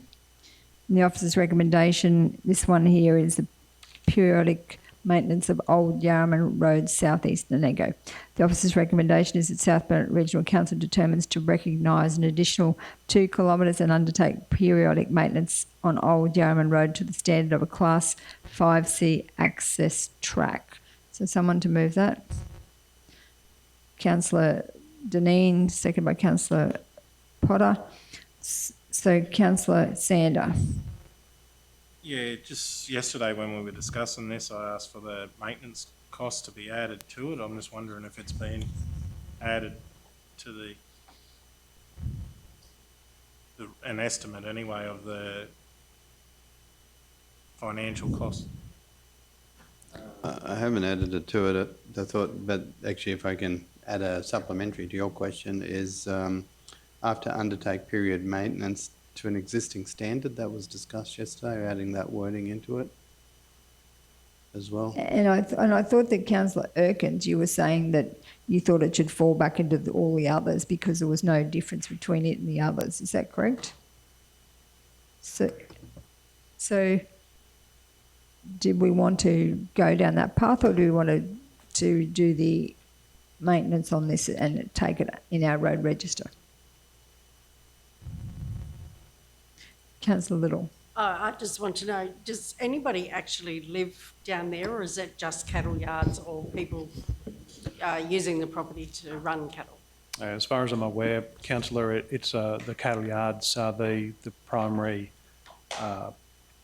motivation for going down there. Apart from four-wheel drivers, it's a through road, essentially a through track. But possibly. The other one, oh, It's sorry. one of the, it's not on the link file, I don't think. Yep. But it is a road that they have the different rides. It's one of the different rides, but they don't want it upgraded. They always complain that we're upgrading too many roads. They're mountain bikers. Yeah, just in Councillor Sander, I may have had this wrong from yesterday, and we'll be very happy to stand corrected. The report talked about the depreciation, but Kevin, am I using your name? Did someone mention it was about $1,000 a year? 100,000. No, yes. No, that's the depreciation, but the add to the annual maintenance operational budget. Yep, the depreciation as per the report was estimated at $100,000. But the annual The- cost of, through you, Mayor, through the annual extra cost on maintenance was, Yeah, we It was 1,000 if we could add that into the financial Yeah. implications. okay, yeah. that's right. The actual maintenance costs were quite sporadic. So if you talk about a 5B road where it's on the annual maintenance patrol grading, we've estimated in the previous reports in the order of $1,000 to $2,500. In this particular case, it's a 5C road, so it's quite reactive. So we would only turn up on that section if there's request. If there's scours, for example, we go and add some gravel to it, or a minor grade. So it's probably difficult to put a cost to it, but my estimate would be somewhere in the order of $1,000 a year for this additional 2 kilometres. Councillor Hyde. So if this road, the reason you want to add this to the asset register is because it joins up to another road, I would have thought the minute it joins up to another road, we're going to get a lot more traffic. And the next thing is they'll want it upgraded.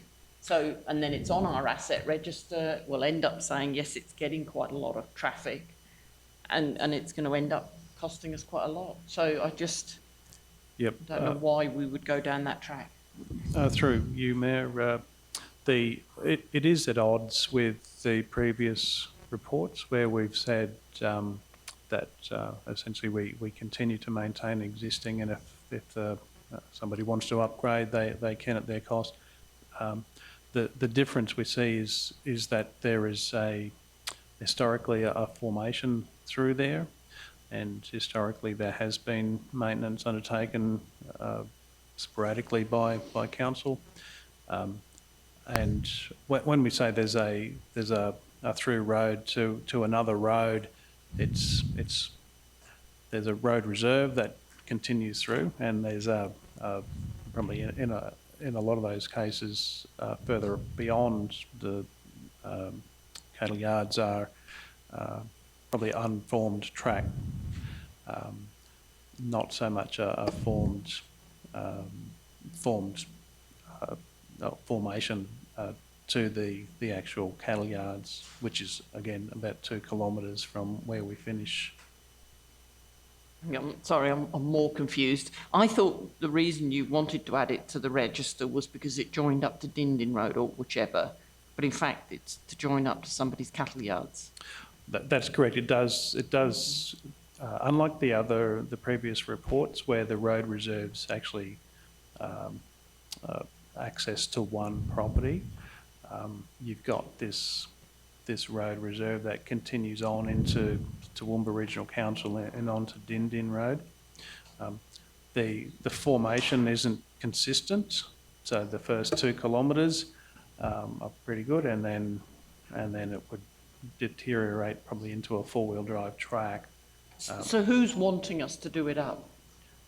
The owner of the cattle yards, they're Yeah. essentially the people that So he's got a property on an unformed road and wants us to now adopt the road. that's essentially correct, yes. I just don't understand why. Yeah. It just seems a bit inconsistent with all the others Yeah, that yeah. we've put. That's And correct. particularly when we've got one person's actually a resident and we're not even going to do that little 660 metres. There wasn't much greater cost in that one though, because it was not through the road corridor. Does this one, when you go through where the grid is, are you on the guy's property who owns the cattle yards? You're on the road reserve? But you're actually that road reserve where the guy's property starts? No, 2 kilometres. The cattle yards are pretty close to the property owner's boundary at 2 kilometres. So what, Right. It's not what you, like honestly, if the road washed out, they just go off the road and start another track, because that's the sort of country it is. Yep, and you can see an image in the report I've of ridden it. a Push bike. of a Scars on the knee where a fairly typical Used to ride miles road pipe. on my push bike, Roz. Okay, Hey. so what is the current standard of the Din Din Road then, It's all right. that it's meets up with? Like No, the I- Toowoomba part? I couldn't comment on that, councillor. The Toowoomba part, Yeah, I don't think there is any road there. so it's all about the tracks. I mean, the yards. The cattle, that's Yeah, correct, yeah. yes. Cattle truck Yep. and Yeah. that, and it's only to a 5C Yeah. standard. Not like we're actually having to upgrade it really, is So- it? Just a left field question, the property in question, or the person who's put in the request is actually a South Burnett ratepayer? The property is within South Burnett Regional, yes. Okay, thank you. If council's minded to keep the consistency with the previous reports, then that's fine. Makes sense. Councillor Erkins. I just think we're giving, seems like we're giving one rule for one and one rule for another. I was just trying to find it on my map to how far that cattle yard was in the thing, but it's not, I would think we would do the same thing as the other guy. If it all washed out and he couldn't get in to get his cattle out, that we would, hopefully have the option to go out and give him access at the time. But I don't know. I mean, how often would he go to that yard? Not very bloody often. I bet you. So I think we need to get a consistent policy on Yeah. it because we want to go the extra mile for those Yeah. people to get to the cattle yard so they can. But we don't want to be maintaining a road That's right. if no one's going down it, or if it doesn't They're need obviously doing. going down it, through you, Mayor Kathy, because they're requesting that we keep it at a standard. I don't think it's going to be a highly trafficked area, and I think that it's a rural community.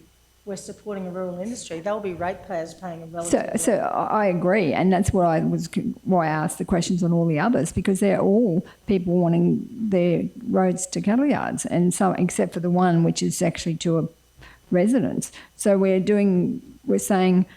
Because I was always in favour of helping economic development and cattle yards because I understand the rural producers what they want to do, and that's why I think we need to get a policy on making sure that if those rural producers have that little piece that's not maintained by us, that we actually can bend over if there's a set of circumstances to actually go that little bit extra and do it for them like we would be doing currently for this set of cattle yards. Then, Madam Mayor, I believe that it depends on the current quality of that road. If this is already quite well formed, and that it's only necessitates us going in with a grader if we have a really big rain event and fixing a washout, keeping it to the standard it is currently, compared to upgrading it to a 5C in some cases. And I think that's what's being asked in other cases.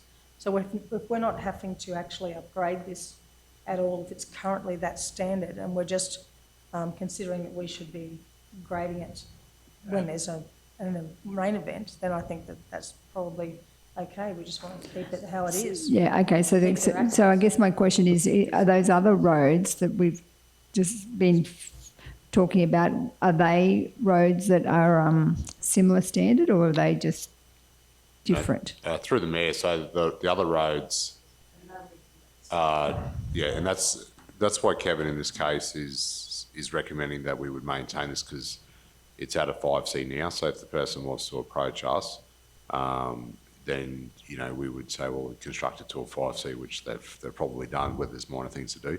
The difference between the other ones is that they're not constructed, and in the case of the one on Back Creek, the road is, with the current track, is actually off alignment.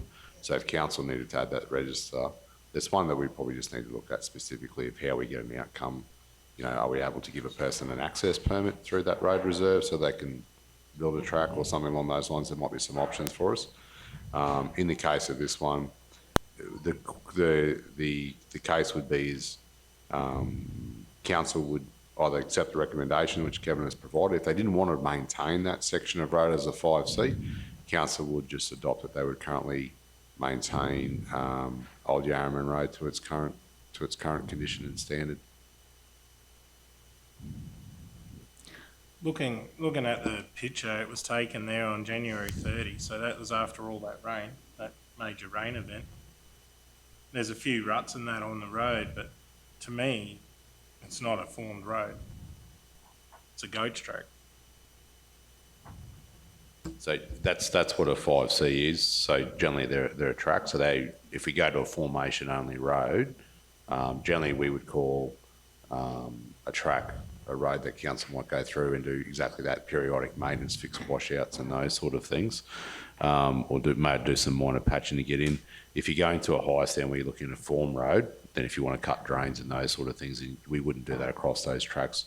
Most of our 5Cs won't have drainage put through them, but essentially what it says is that, you know, you might run do some surface correction or something like that through them. They are essentially a track where people go through. So it's probably in between. Some roads that you'll see a track are semi-formed because they'll have some sort of drainage or put through, because obviously whoever accesses them don't want to see their road washed away all the time too. So yeah, okay. So I think I'm going to support this one because we don't want to lose ground, and as Councillor Deneen has said, at least that is keeping that standard, that maintenance to that standard. Whereas if we don't support that, the road will go backwards because we won't do anything to it.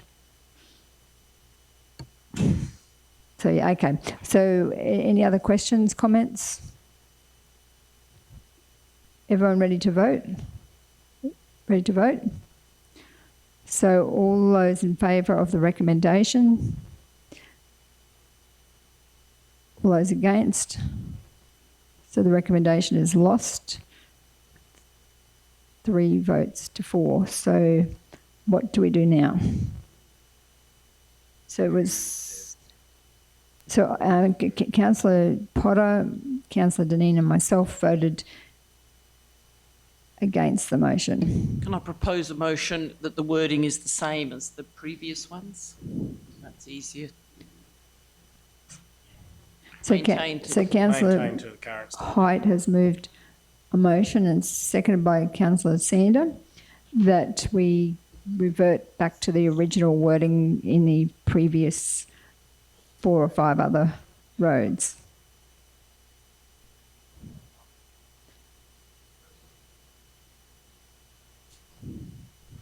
So we'd have to have the second point as well, because then that delegates to the, wouldn't you? To the Chief Executive Officer?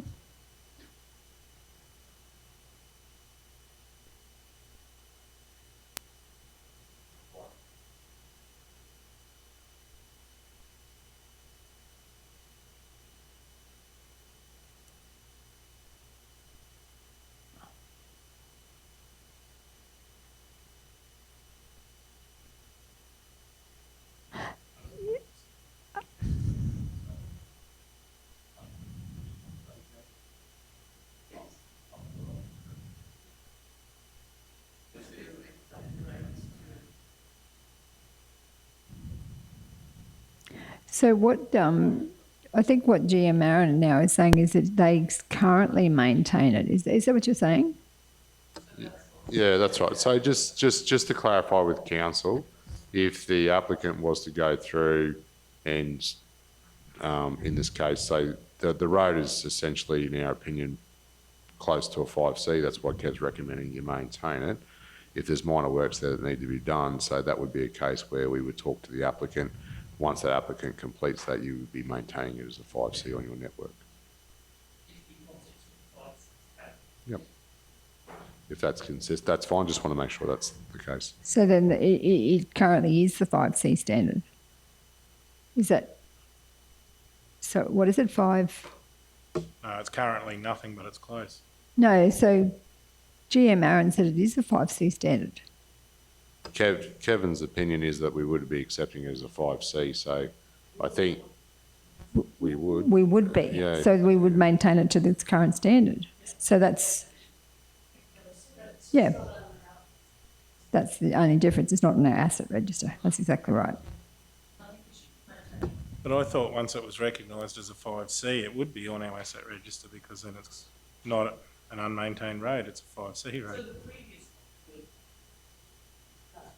Because they said that they weren't 5C standard. But this one's currently not on there either. And you said it was almost a 5C. Is that's what you meant? That's what you meant?